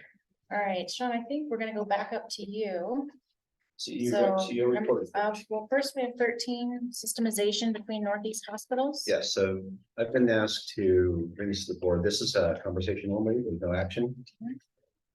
There has been, the CEO of Mayors visited a site back east, several sites, critical access hospitals that went through the process of systemization to basically get more power in numbers as it relates to negotiation of contracts. There's lots of different things. And some of the infrastructure, some of the things that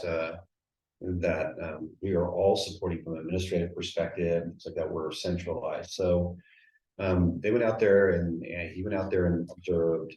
There was it was brought to the CEO meeting, and there was quite a bit of interest in the other CEOs for discussion around a systemized approach to the 5 critical access hospitals in the Northeast, PDH, EPHC, MODOC, Mayors, Seneca. To the consideration in front of the board would be, do we want to have more of a shared services model where certain things can be taken off of the individual facility and put into more of a systems approach? This would require governance, obviously, at a systems level. These folks did a systems CEO. They did not get rid of the CEOs at each facility, but they did a systems CEO, a systems CFO, but they didn't go any further than that. No systems CIO, there was no systems CMO or CNO. They just stopped right there, and the governance level elevated out of the individual district boards into a shared governing board at the systems level. This happens a lot. I see this a lot out there, where grouping in numbers, taking some of the edge off or some of the shared services away from each one of us. More what we talked about as it relates to, for instance, a centralized CBO, central billing office. We all do it here. We all have resources and things like that. But if we had a central billing office that could do all this work, but this codifies it, this actually structures it. And I was asked to bring it to my board to take questions or judge interest in taking a look at this as just the future. And that's all I have. I don't have any specifics about it. There are more finer details to this, and there's a roadmap toward it, but I thought I would just put it out in front of the board to check your temperature on something like this. Eventually, all of these facilities will be on Cerner. Is that right? Yes, MODOC and Mayors. Mayors is going now. MODOC will go in October. EPHC is already on. We're on, and so is PDH. What about Surprise Valley? Surprise Valley, I don't think they have any. They want to be part of this, but I don't think they have any desire right now to move off of their current EHR. It's over the top of, if you go down Tourist and you go over the mountain down into the hot springs there, that's Surprise Valley. Yeah, going on the way to Burning Man. Yeah, exactly. I wouldn't know what that is. Does this require a JPA? This would have structure behind it. Yeah, this would be a JPA, Joint Powers Authority, different governing level. I'll just stop right there. Well, I'm curious about this because I don't know if the idea of having a centralized billing necessarily, because we already have it, well, hopefully soon have it set up the way we want ours. Mhm. But for things like purchasing equipment and services and things like that, maybe there's some value. I'm gonna be happy, I'm personally gonna have to be convinced that it makes that big of a dent in the, purchasing capability of an organization. You know, we belong to Premier as an affiliate already, which is a group purchasing organization. And there's Steve, 2 or 3. Steve, ahead, this is, I have a question. So essentially, we would benefit also from all of the updates or customizations that these other facilities have with Cerner, right? We could have access to those. No, I found out that, so we're on different domains. Actually, that's not true. Eastern Plumas, Mayors and MODOC and ourselves, we'll be on the same domain. So we're on domain I. PDH is not on domain I. So upgrade to one domain will not necessarily, if they upgraded PDH, we would not get the effect of that. And there's no, I've talked to Cerner about maybe transitioning PDH into domain I. They have no desire to do that whatsoever. So it doesn't really help us in regards to upgrades because those 4 other hospitals that are going to be on domain I, we're going to get upgrades at the same time anyway. PDH would be what's left out. Wow. Yeah. Where are the perceived efficiencies? It's, the perceived efficiencies is, from a subjective perspective or from I would say a qualitative perspective is more taking a global look at the region and looking at non-duplication of services, maybe feeder systems, those types of things, taking a larger look from the regional perspective. I think that there's some gain there potentially for purchasing. There's some gain there for diminishing the repeat shared services models.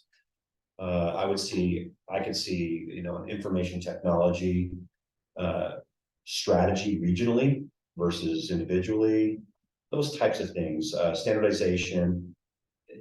But I don't know, and it's not been proven to me that there is enough savings there to constitute or to support a regional model.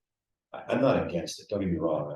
I think that egos getting in the way of this could be the biggest problem.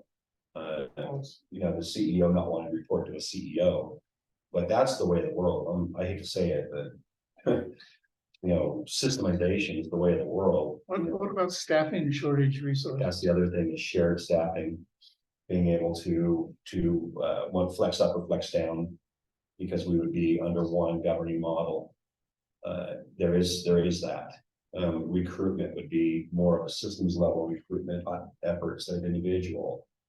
I don't know the formalization of this thing. I think it gets more formal than a JPA. I don't think that we need to rename anybody or things like that. And I don't think it would be under a different corp. They formed a corporation at the top. So sort of the corporation at the top that we all feed up underneath. Well, that was gonna be my question is, in a corporate structure, that makes sense. Mhm. But these are all government agencies. Right. So how has anybody really in that group looked into how does their status as a special district government agency impact? I did this for Santa Clara County decades ago. As a matter of fact, I was on the board representing El Camino Hospital, which is a district hospital. There are other hospitals like Stanford, O'Connor Valley Medical Center, which is county hospital. And we formed a corporation, and eventually I ran it as the executive director. I'm not in favor of it here. I'm kind of looking at it, I'm with what Sean said. I've sat in on too many of these kind of things where ultimately it was a good thing, but the egos killed it.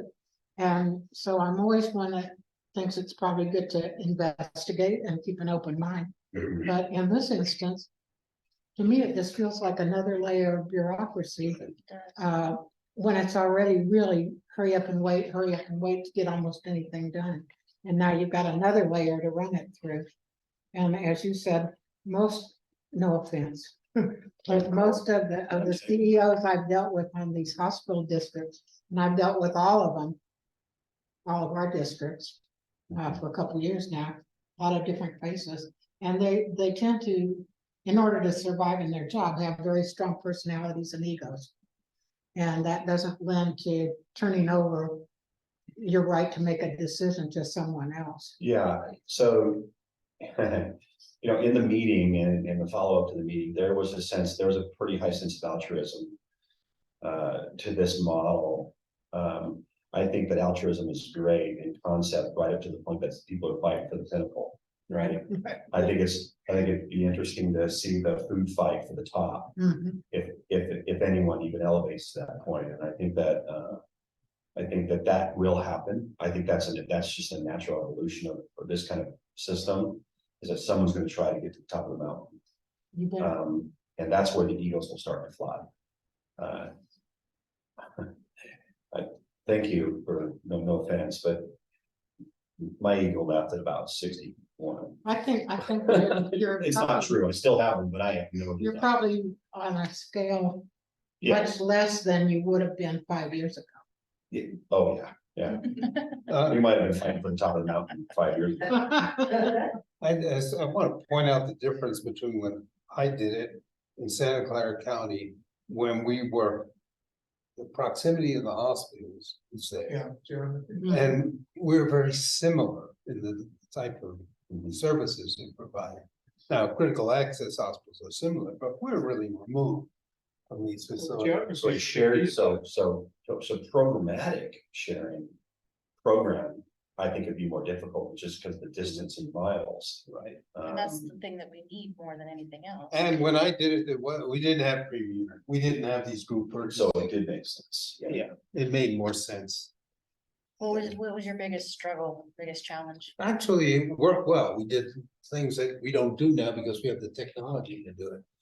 Medical, transcription services, collection agencies, things that didn't deal with clinical care. They were the back office kind of things. And it made sense to do that. So the ask from this body is, do we want to, would the board be interested in a subcommittee that can explore this more from the perspective of getting into the details? There was noted cost savings from this organization. The degree of the cost savings, I don't have the exact specifics, but I guess the ask was to bring it up, discuss it, and if we want to look into it more, then maybe a subcommittee from the board put forward to discuss more of a systemization approach to this, and then dig into the numbers and the details and things to that effect. But Is this something that would have to go to the voters in each of the districts? I don't know. I think that's some of the details that have to be defined. Yeah.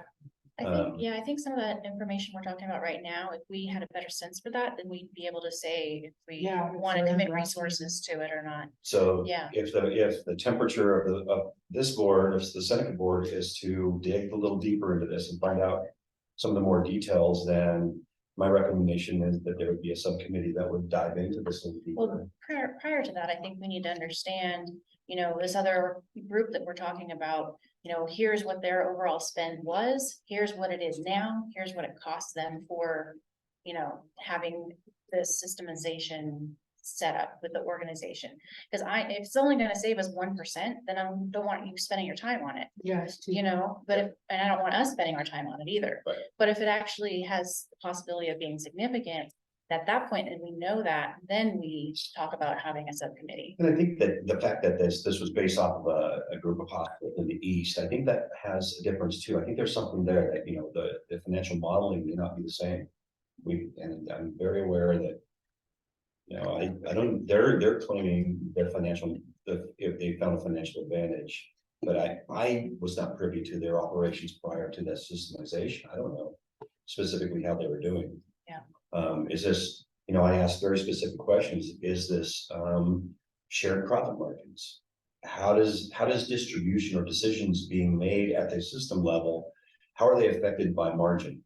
How are they affected by performance? How are they affected by, decisions? Where I came from in Venice, it bubbled up into a region, and distribution for capital improvement was based upon financial performance. But sometimes financial performance of one facility cannot improve. There's things that are moving against it, but they're penalized that way. And I have a lot of questions about those types of governance questions. How does that get adjudicated? Do we keep separate books, but it rolls up? I know that we do pay into that. There would be a payment structure into that to support it. Okay, so paying into it, what do we get down out of it? And that's there's a lot of the finer points in this that have to be filled in. So who was really driving this again? Chris Bjornborg from Mayors. Mayors. So Sean, is there any discussion about viability? Kind of surrounding Power how numbers. many districts are gonna join? At what point does it not become viable? What'd you say, 4 or 5 of them here? There'll be 6 if Six. the pride jump. So can it work with 5? Can it Yeah. work, you know, what's the? This organization back east actually had their biggest player pull out while they were forming this. It was an ego, I understand it was an ego thing, and the CEO of the largest organization with them that did not get selected to be the CEO of the system. So out they went, they pulled out immediately. Yeah. And they kept going on, they kept pushing forward with this process without them. And it apparently is viable at this point. So I don't have a strong opinion, and I'm not going to have a strong opinion. But I think that the board of directors in the future of Seneca, if this is going to happen, then there's a lot of inspection that has to happen. A lot of the finer details need to be answered. So, including the cost of support versus the savings downstream. Governance, how does that work? The board, you know, we would have a representative on the systems board there, obviously. I think if mayors can provide us with some more information around what the expected savings could actually be, then perhaps we entertain He looking had into it more. He had a lot of data, and like I said, I'll float first and see your interest, and then we could start providing you more information. I don't really know how interested we are. Yeah, it's kind of like there's so many unknowns, Yeah. Well, I think it's but it's kind of probably, due diligence requires that we at least say, okay, just give us what you're thinking here. right, I wouldn't say we should close the door. Right. Just look at it. Well, just for your information, maybe part of your decision matrix or your calculus is that this was taken to the other boards. And I don't know how much they were in support, but in generality, the other boards were interested to the point of investigation. Well, That's, that I think sounds that's pretty like much what us. we said. Yeah. I don't think no one's ready to sign on the dotted line just yet, but they're the other boards of directors, the other district hospitals. It Did just say, seems the let's prudent thing to do. dig in a little bit and figure this thing out. So I don't know exactly how that will shape. Like I say, it'd probably be a subcommittee that engages in this, but I need to give Chris an answer as to the temperature of the board as it relates to this process. We're And then interested in next steps to be investigating. defined. We're Go. curious, That's good temperature. A little above lukewarm. right? Yes. That's about right. Okay, Rich, you have a thought here. I'm not interested. I'm at lukewarm. You're lukewarm. I've been there, done that. I see how it works. I can't believe there's a benefit, as we talk about geography. That to be I don't want my comment to be misinterpreted as support. It is lukewarm. well, look, Right, it's I'm just- looking at everything else we're doing right now. That's And the this, other fact. I don't want this to become, That's a good you point. know, in spending any time on You bet. this. No, we've got enough stuff on our plate right now. Yeah, there's a busy agenda. So I think you could use that as saying that we're very busy right now. And we're not looking to create Well, another entity. That did Fortunately, approach my- Rich, yeah, I will have very little to do with it. This will be all on you guys. I mean, Well, if the boards see a pathway, then I'm instructed at that point to start working out the finer details. well, we're not closing the door, but we're not gonna spend any time. Exactly.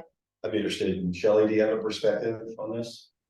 Well, I'd like to know specifically what our benefits could be versus, you know, how much, is it gonna could it introduce another level of bureaucracy, like Sherry said?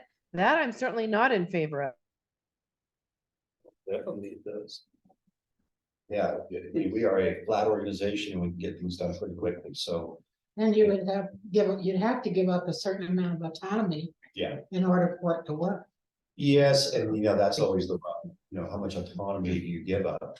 What has to go to that systems board for approval? Exactly. At what point, where's the demarcation line of being able to make decisions on the fly? Those are the things that need to be worked out as far as the governance structure behind this. I don't know, the more we kind of talk about this, the more I'm trending less than lukewarm. To be honest, perfectly frank. Somebody turned on the cold speaking. Mhm. Yeah, Well- honestly. So I think maybe we keep an eye on what they're doing and what they're putting together with the thought of possibly eventually joining, possibly later on down the road, depending on whatever they come up with. I think it's just I information. agree. Yeah, Thank you, Shelley. What's that? I think it's just informational, just. Yeah, Well, I will try to bring them to the board, some more specifics around the organization that did this news. And what they found to be beneficial to the organizations, individual organizations, and what they, how they went about it. He did explain it, and he had. I wrote down notes, but I can't find my notepad that I wrote it down, so, the specificity, there was a lot of, these were wide brush strokes in this whole discussion, frankly. But I will go forth and say, what should I say, very curious, lukewarm, cold spigot. well, I think we're not Ice interested, bath? not necessarily interested in joining at this point, but as we get more information, then Okay. perhaps we would Okay. at that point. So information necessary to. Yeah. We got a blue heron to worry about. Yes, exactly. There's no worrying about it. The chicks are fine. Sean, I did have a question. Sure. One of the previous board meetings, we talked about you having discussions with other hospital administrators around the mobile MRI unit.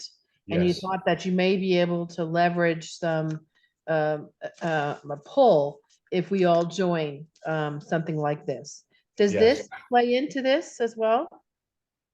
I'm sorry, what was the last statement? Does the MRI service issue that we have, the lack of them showing up, when we need them, does this play into the systemization, regional? Yes, I think I see the two as attached. They're somewhat, the same thing. Even if we don't do something like a systemization approach or systemization governance, we as a group of hospitals are already working on systemizing certain things, shared service lines like that. And frankly, I'm the one that's leading that, and I just think I have not had the time to dive into this and really get that thing rolling, but I've done some. But yeah, that's an example of the types of things that we're doing that without governance, though. We're doing that See, that. because Yeah. we're doing that without, a system CEO, a system CFO. We're seeing the need, and all CEOs collaboratively are joining in. And Yes. look at a different perspective, different way of doing business. So that's already happening. That, Yeah. without. Without this Without- utilization, right? Without the system CEO saying we should think about this, because we're. Right. I wish I had more time to focus on this, but yeah, that's the type of stuff, Shelley, that Okay. would go to that level, yeah. It's already happening to me. I know that's a huge issue for the hospital. So if that's already happening on a collaborative level, I say we table this. Yeah, this would be more Moses coming off the mountain and say thou shalt, Right. Yeah. I don't know about that. so, Thank you. Question, Shelley, thank you. yeah. All right, thanks, Sean. Yeah. Your CEO report? Sure, pretty basics. A lot of it is around the critical access hospital. If you haven't heard, I'm gonna make it official in the minutes. We have a bird. So. Yeah, Donna did mention it. Yeah, so she mentioned it. I won't go into a lot of detail then about that. So the project right now, the reason there's no trees dropping right now is we have a great blue heron that decided to build a nest on the biggest pine tree in the middle of our property. It was found just prior to the licensed timber operator. They were walking with the forester, and they found, actually the biologist found eggs, and in the most timely fashion possible, mama came to the tree and plopped herself down in the nest, and an inspection with them, you've been there, Jerry, and we found a chick. We don't think it's two chicks, we think it's a chick. So we have gone around and around. We've gone to the Department of Fish and Wildlife. We've had conversations with them about harassment and easements and what can we do, trying desperately to stay on track with our project plan, which was the fall license timber operations and basic grading and things to that effect. That window's gone. We've closed that window. Bolt has come out and basically stated that they expect it to fledge around late September-ish, and that closes the window for any of our grading. So. Did they talk to our local contractors so that they have better understanding for the environment and everything? Oh, yeah, I mean, yeah, and they're just now, it's so risky. That's fine. I just want to make sure that they were able to do that. I'm not sure if they did it, but we gave them names, lots of names, but the bottom line is that they're saying that the window's closed. So we are going to push our grading to spring. And hope we have a normal winter. Hopefully we'll have a normal winter. What say you? We're supposed to have a big one again. I don't know, depends on who you ask. But yeah, so ultimately the upshot on this is that the project is going to get pushed 5 to 6 months. And we're looking now at an opening around August 2026. We can pick our bird, and we've decided to name the cafe in the hospital the Blue Heron Cafe. So I like it. we're still looking at the cost piece of this. We are going to mitigate that down. But there will be an additional cost to keep things somewhat mobilized, keep moving the process forward, but it's not going to be the big number that was thrown out before. We're starting to work on that. So that's the latest on the project. It's a bummer. It's funny. It's almost serendipitous. It's just, you have to laugh because you can't write this stuff. Anyway, that's the status. The new facility video has gone out on social media. It has been well received. So out on social media, the video rendering of the new facility has gone out. Lots and lots and lots of comments on the way it looks, the facility, the way it looks, how it's positioned. So I'm excited to share with the community that we're building a beautiful state-of-the-art hospital. It's going to be wonderful when the bird flies. I have to say too, that adding the sound effects Yeah. makes a big difference. Yeah. It does, It's a lot more enjoyable. Oh, than it just is. a little silent tour. It's really Yeah. impressive. Yeah. That's good. So we are ready to go. The second bird fledges. We are ready with our timber operators to go to work. So the trees will come down, but we will not grade. Legislative updates. Boy, oh boy, oh boy. Have we got things to talk about? So the Assembly Bill 869 has made it out of the Assembly. It has moved into, it does not have an appropriations component, so they moved it beyond that. It went into committee. It's now in its third reading in the Senate, in the state Senate.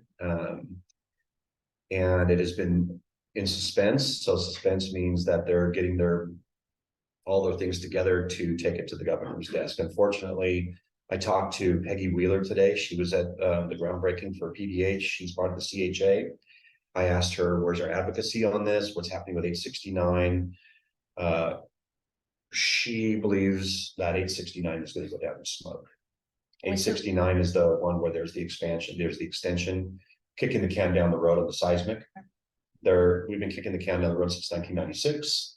So are you saying 525 is going to the desk? It is going to the desk. So 525, so 869, I think might die at the governor's desk. 525 is leaving appropriations this afternoon. So it went through appropriations, it passed the Senate with very little markup to it, hardly any arguing. It's heavily supported by the unions. It went to appropriations.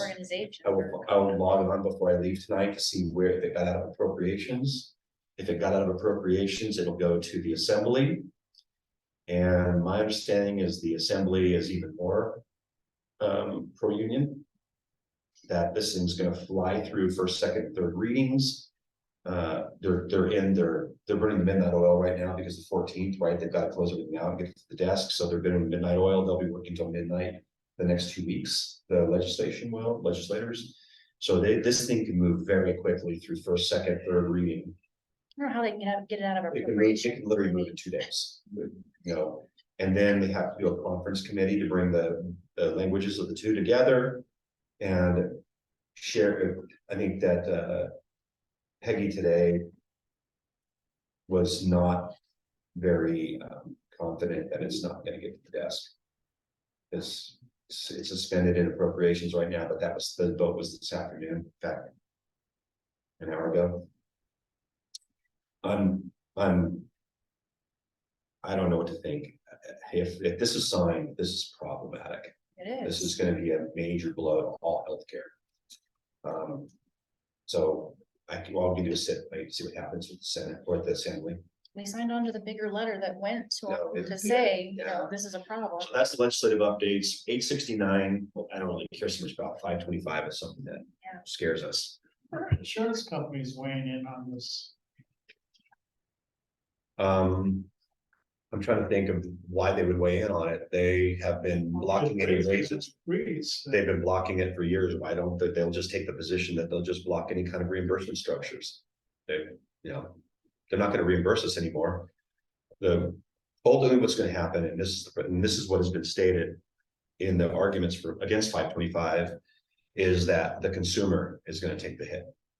Healthcare prices will go way up with this, because if not, healthcare systems will fail. So the consumer is the one that's going to get hurt. And the insurance companies are going to fight their way into, not raising reimbursement structures. I mean, Medicaid, hasn't gone up in 10 years, so this is a very bad bill, but in the super Democratic majority in California, this is the kind of bill that can get through. And if it gets through, we're on. It's going to be, you're going to see hospitals close everywhere. So if this goes through, and we know it goes through, maybe we have a different. We have a bigger conversation related to our expenditures and what we need to do. Yeah. So, okay, sort of conversion gone great. It doesn't sound like it, but it's actually gone extremely well. Seneca Out and About, we just want to point out to the board some of the things we've been involved in over the last 2 months as it relates to our community. I did the Courage Triathlon. I hadn't been on a bike in a year, almost killed me. It was only 6 miles, but it was straight up. Well, it goes, yeah. Oh, Yeah. So the Seneca You team, finished. yeah, I did it, no problems. My heart was cutting out. I thought I was gonna get the sag wagon. I thought I was gonna end up in Seneca. My heart was pumping so hard. Did great. Everyone had a great time. It was really well done. I thought the Courage Triathlon was just well planned. So we're involved in that. We have a continuation of involvement in our community. We'll be out involved in all kinds of different things. So I just want to let you know that we love being out there and representing Seneca. So physician mid-level recruitment, site visit was supposed to be tomorrow with Greg Wilkinson. He got COVID, so we rescheduled him. We have a Diana Bill White. We have another couple of nurse practitioners. Dr. Russo has returned. He has been out a little bit dealing with some things, but he's back for 5 months. We're going to try to turn him. And I did get contacted by a family member, a local family member that has a daughter that is a family practice physician that is looking at coming home. So that's excellent. That's Raised here, went off medical school, works in Idaho right now, and is thinking about leaving Idaho and heading back to Chester. She's a family nurse. She's a family medicine physician, and she has a residency and specialty in high-risk obstetrics. Wow. But we will not be. No, we won't. I was gonna We say, but will we not be can't. doing OB. Here, in fact, Quincy can't even know. I was wondering how they were doing over there with their program. It's a struggle. They're struggling with an alternative birthing option over there. Oh, are they? Yeah. But they still technically are offering, right? This, I don't think so. Are they still suspended? are they? I guess they're having trouble with midwives, hiring midwives and getting them to stay and stuff. So, I gotta tell you that OB in Critical Access Hospital is really the dodo bird. It's just they've been shutting them down for years. Not that we can't deliver a child, a baby in an emergency, no problem, we Right. can do all that. We just won't become a birthing center or an OB center. Right. So. That's so exciting, Chuck, though. we are changing our entire recruitment strategy. We have been having multiple meetings over and over again on how to be that voice in the noise. So we're coming up with taglines, different approaches to our recruiting. Where you're gonna see a lot of different changes to how we recruit physicians in the area. We're gonna have to update our style to recruit the newer, younger people. I like it. Including our packet. So that's my report. Thank you. Questions? Questions for Sean? Thank you. Shelley? Yeah. Thank you very Good- much for good all of your stuff. work. All right, Judy, you're up. Okay, so we remain in Lewis County with COVID at a low level. And again, that is based on hospital admissions. Yeah. We have definitely seen a spike in COVID cases in our communities throughout the entire state.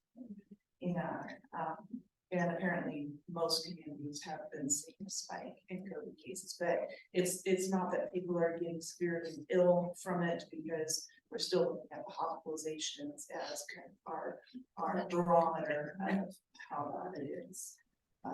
Excuse me, Judy, I can barely hear you. Why don't you come up with it? She says COVID is low. Uh-huh, We have COVID, but the hospitalizations are low. got it. Thank you. She's moving it fast. She's moving it fast.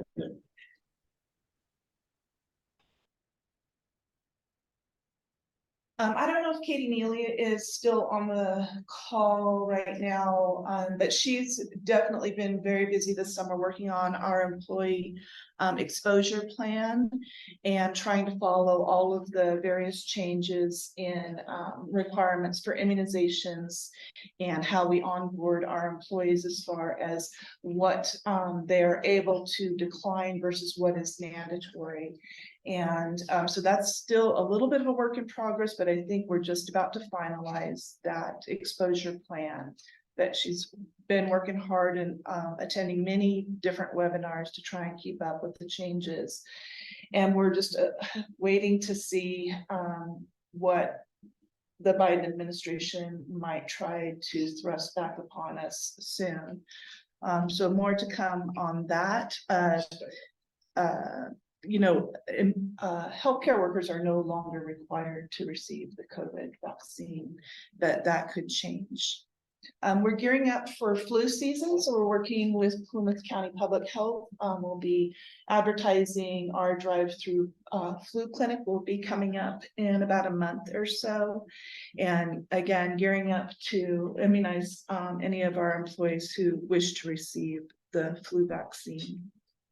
Steve mentioned that I've been working with Kristen Courtright on our budget. So far, we've just gone through every single department as far as so that she clearly understands what our regular staffing levels are, because they're pretty well defined.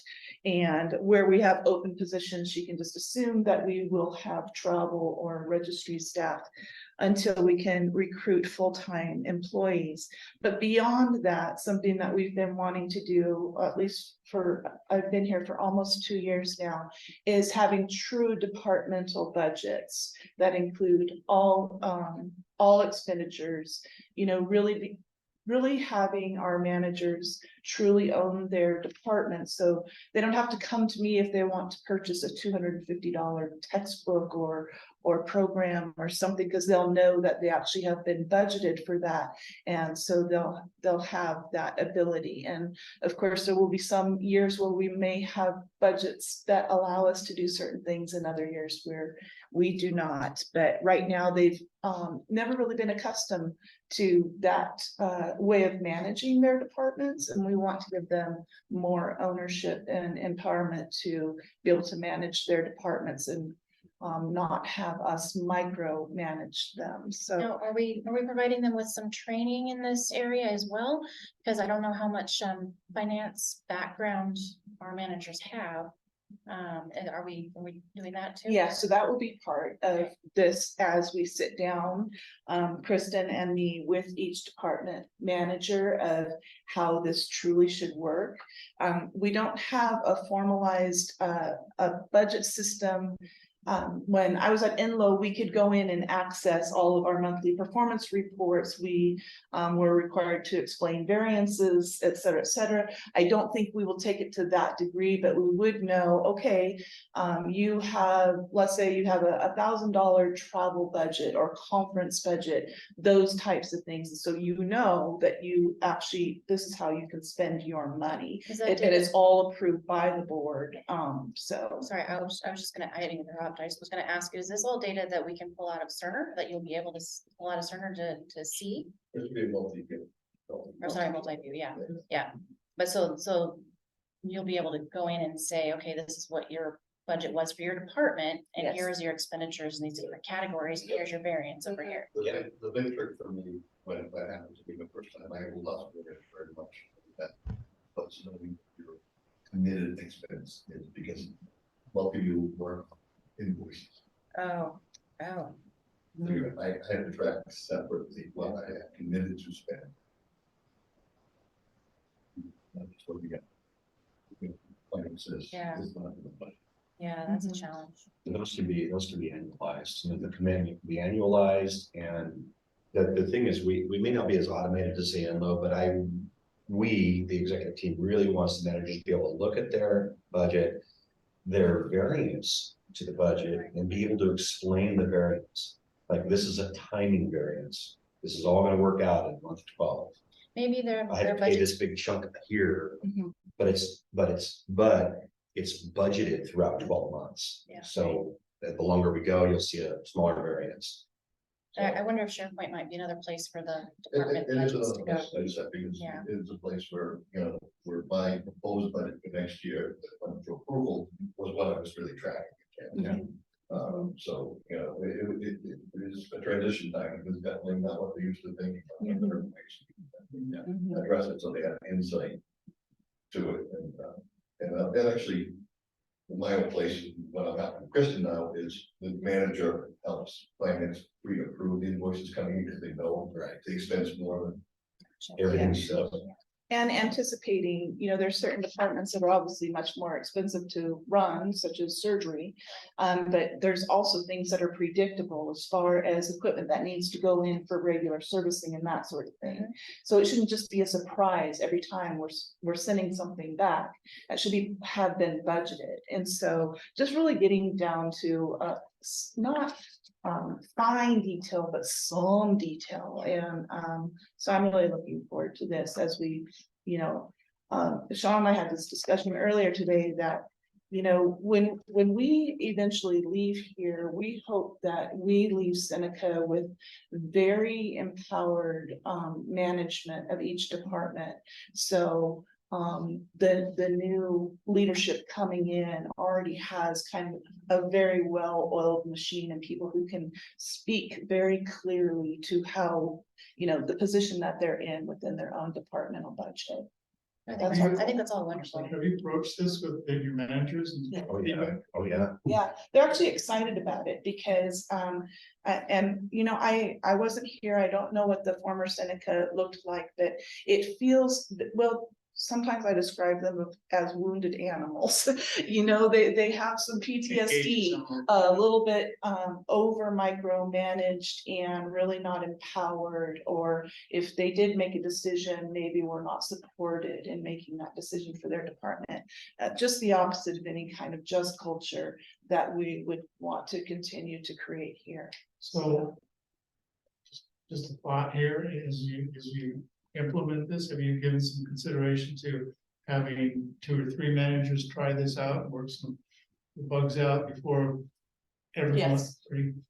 Absolutely. Same as our approach to capital requests. Yep. So capital requests obviously is a different animal from a department budget, unless you know it's so predictable that you're at end of life or what have you. But we started with a couple different departments, lab and surgery, and said, here's the new form we want you to fill out, you know. Have you talked to IT? Are they aware of any requirements? Because almost everything is going to have some IT requirement, you know, really pulling in all of it, you know, what is the service agreement? Is there a service agreement? You know, do they even come to this area? All of the things, and so, yes. What's the that's- return on It makes it What's the- jump a little easier for everyone Yeah, else. is it new program? Is it supporting existing program? What's the ROI? I Yeah, want you to start thinking from the business perspective of new equipment, what does this do? right. Is this a break fix piece of equipment, or is this a programmatic piece of equipment where, and then you get held to that. Yeah. I mean, we did, when I bought a new piece of equipment, said this is gonna generate $250,000 more a month. It better. You know, it's like, okay, Yeah. When we're we approving it. when we started with surgery, they actually had to go back and work with finance and say, well, how much does it cost us to run our operating room? You know, every case, basically, you know, there's a cost, and being able to put that into the capital request so that we can see whether there's a ROI on that or not, or how long is it going to take to get there. Also, we ask questions like, would this enhance physician recruitment? By having this Yes. new piece of equipment, is that somehow a draw of getting a new physician here? Because it's kind of industry standard now, maybe new to us, but it isn't new to the industry. So all of those things is what we're working on.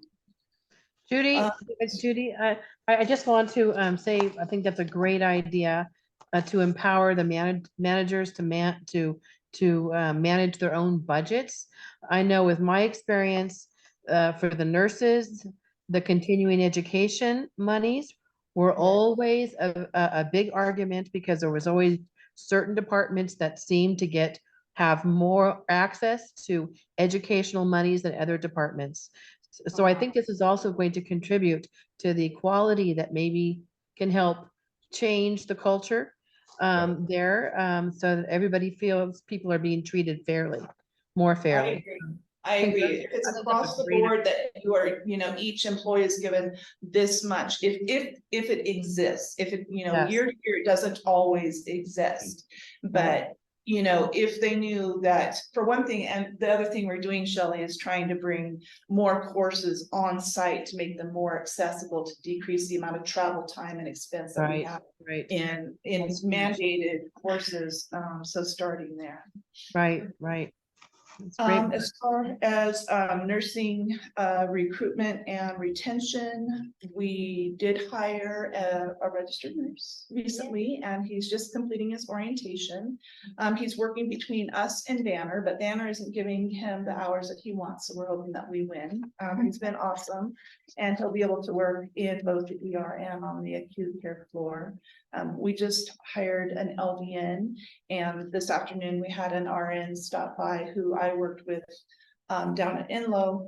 He's mostly a surgical nurse, but he has worked at Seneca before because apparently he grew up in Chester. Yeah, Everybody's coming home. and- yeah, his mom lives here, so if he comes up to work here, he has a place to live, and so. We're finding this more and more, that this is a big reputation issue. So as the culture changes at Seneca, we are having more people return because they're curious what's going on. Mhm. There's a curiosity, and they're starting to return home. They're like, oh, I want to be part of this. So we're gonna really leverage that. We're gonna leverage that piece. Yeah. That understand the community already, so it's good. I wasn't here for Donna's report, so I don't want to repeat everything, but it's been really busy. Clearly it has been. It's been so busy. And building a hospital on paper. So tomorrow and Tuesday will be full days of our final medical equipment planning. As it relates to any sort of medical equipment that may have architectural needs, as far as, you know, supportive needs, that sort of thing. But it's going to be 2 very heavy days, getting down to the detail It'll mostly be in surgery, imaging, some emergency department stuff. But it will affect every department, and every department manager is expected to participate. Regulatory updates, we have heard that survey teams have been out and about this summer, and typically they like to get their surveys done before the snow falls if they're gonna come visit us, so we expect them probably before November.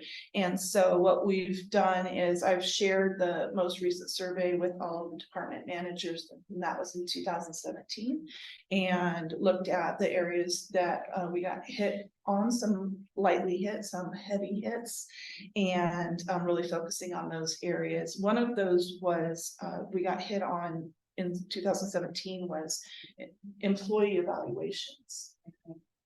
And so that's been a major focus for us in the last few weeks.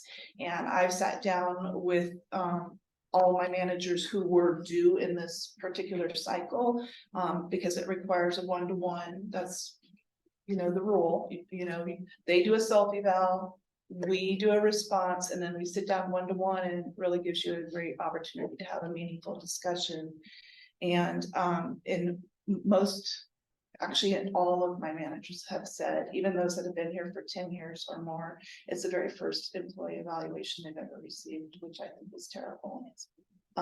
People need feedback, and they need time to really talk about their goals and their accomplishments. And so it's been really positive overall. And I think when Jenny was working on implementing that annually, I thought, right? Yeah, Jenny's, It is a requirement. it's a requirement. Yeah. And so. She'll knock on your door if you're behind. I'm glad you're giving them a chance to share with their thoughts and then you Absolutely. yeah. Well, people tend to not want to brag about themselves, but this has been a rough year, and now that they've had a moment for the dust to settle and say, gosh, what did I accomplish this year? It's a lot, so much, really did a fantastic job. So it's really a positive thing. It also allows us to hear from them where they want to go. Yeah. How do we enable them to get where they want to go? We're using a very similar system with the university now. I'll give them grades, they're gonna meet and tell us what grade they think they deserve. Yeah. And students like it, so I'm assuming. Same thing. And that's basically it. You guys had mentioned when we were talking about the furniture that you didn't really have an idea of kind of the look that we are going for. But Chelsea and I had put together some inspiration boards, because what their interior designer was showing us was not hitting the mark. It was really so far off of what we envision our style to be up here, that Who's designing? HGA. Yeah. And so we said, how about this? And so when those furniture bids came in, they bid on furniture that she had presented them. But the one that we selected did that and went to our inspiration boards and said, we think we would actually have exactly what you're looking for. And so I noticed that in the newsletter, those little tiny inspiration boards are in there. If you want us to share them with you in a larger format, so you can, and it's just a feeling, right? It's not the exact furniture, it's not the exact colors, but it's more of just that overall style. When you walk in,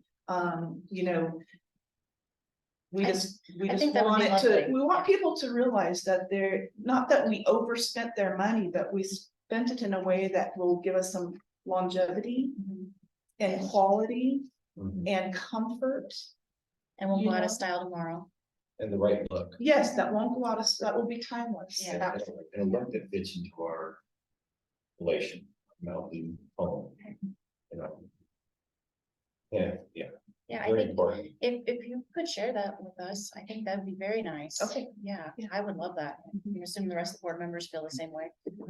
Yeah, thank you for that. Of course, and so unless you have any questions for me, that's my. Anyone else have any Thank you. questions? Shelley, any questions? Style's hard to find. No, thank you, Judy. Thank you so much, Thank Judy. you. I really appreciate it. Okay, so I guess we're moving on back on to our departmental reports. We don't have a compliance report. IT, Brian, I did have one question. Yeah. On yours. The printers. And that company not doing faxing, I was curious about. Are we finally getting rid of faxes or? Not getting rid of that. Or what that was about? You can't completely get rid of that. But Darn it. there are tools inside Cerner, and we have to, and then tools in MobiView now. So we have to look at how much manual that do you need. There are scanners built into this printer contract for a desk. Yeah. How much faxing do we really need to do? Outgoing faxing out of Cerner is all handled out of Kansas City. We're mainly focusing on business faxes, outgoing and incoming faxes. Okay. So, you know, what's our best solution for that? Electronics had some solution, but we all felt it was we don't know really where we are yet right now to come up with what is the appropriate long-term solution. So, there's definitely gonna be something there. There are, it most likely will be a cloud-based fax service, because I don't want to tie up landlines Yeah, to the hospital with incoming faxes. makes no sense. We've taken that load off by outbound faxing out of Cerner. Same thing should be inbound. You know, if we lose connectivity, it comes to the web, and then when we get connectivity, we get it back. Or we use Starlink, and we get it back. We're not tied to a physical copper line. So could we potentially connect these scanners up to be able to do what you're talking about? Because I can use my phone and I can take a picture and send it back. Yeah. Okay. That's what we're kind of, instead of looking at one that's tied to printers, Yeah, is a SaaS-based, web-based okay, fax solution. Okay. Way to run it. that's great. Yeah. All right, and then, did anyone else have any questions for Brian on his? Okay, thank you. Thank you, Brian. And Jenny's back. Welcome back, Jenny. I see you're still on there with us, hanging in there. Maybe she's muted. So I very much appreciated going through Jenny's report and the newsletter as always. I liked Chelsea's information that she put in here about how we see our staff and that we see everything that our staff does, and we really greatly appreciate it. And I really thought that was wonderful because that really is good. And I think that was all I had for that. And then I don't know if anyone else has anything to say on the HR report. And then for Chelsea's report, lots going on as always. And I think, oh, the only question I had for, is Chelsea on? I may have to ask her guys later. Yeah, there was a mention here about there being a draft of our donor brief on our website, but then there wasn't a URL and I couldn't find it. So I was just wondering if we have one available for us to look at or no?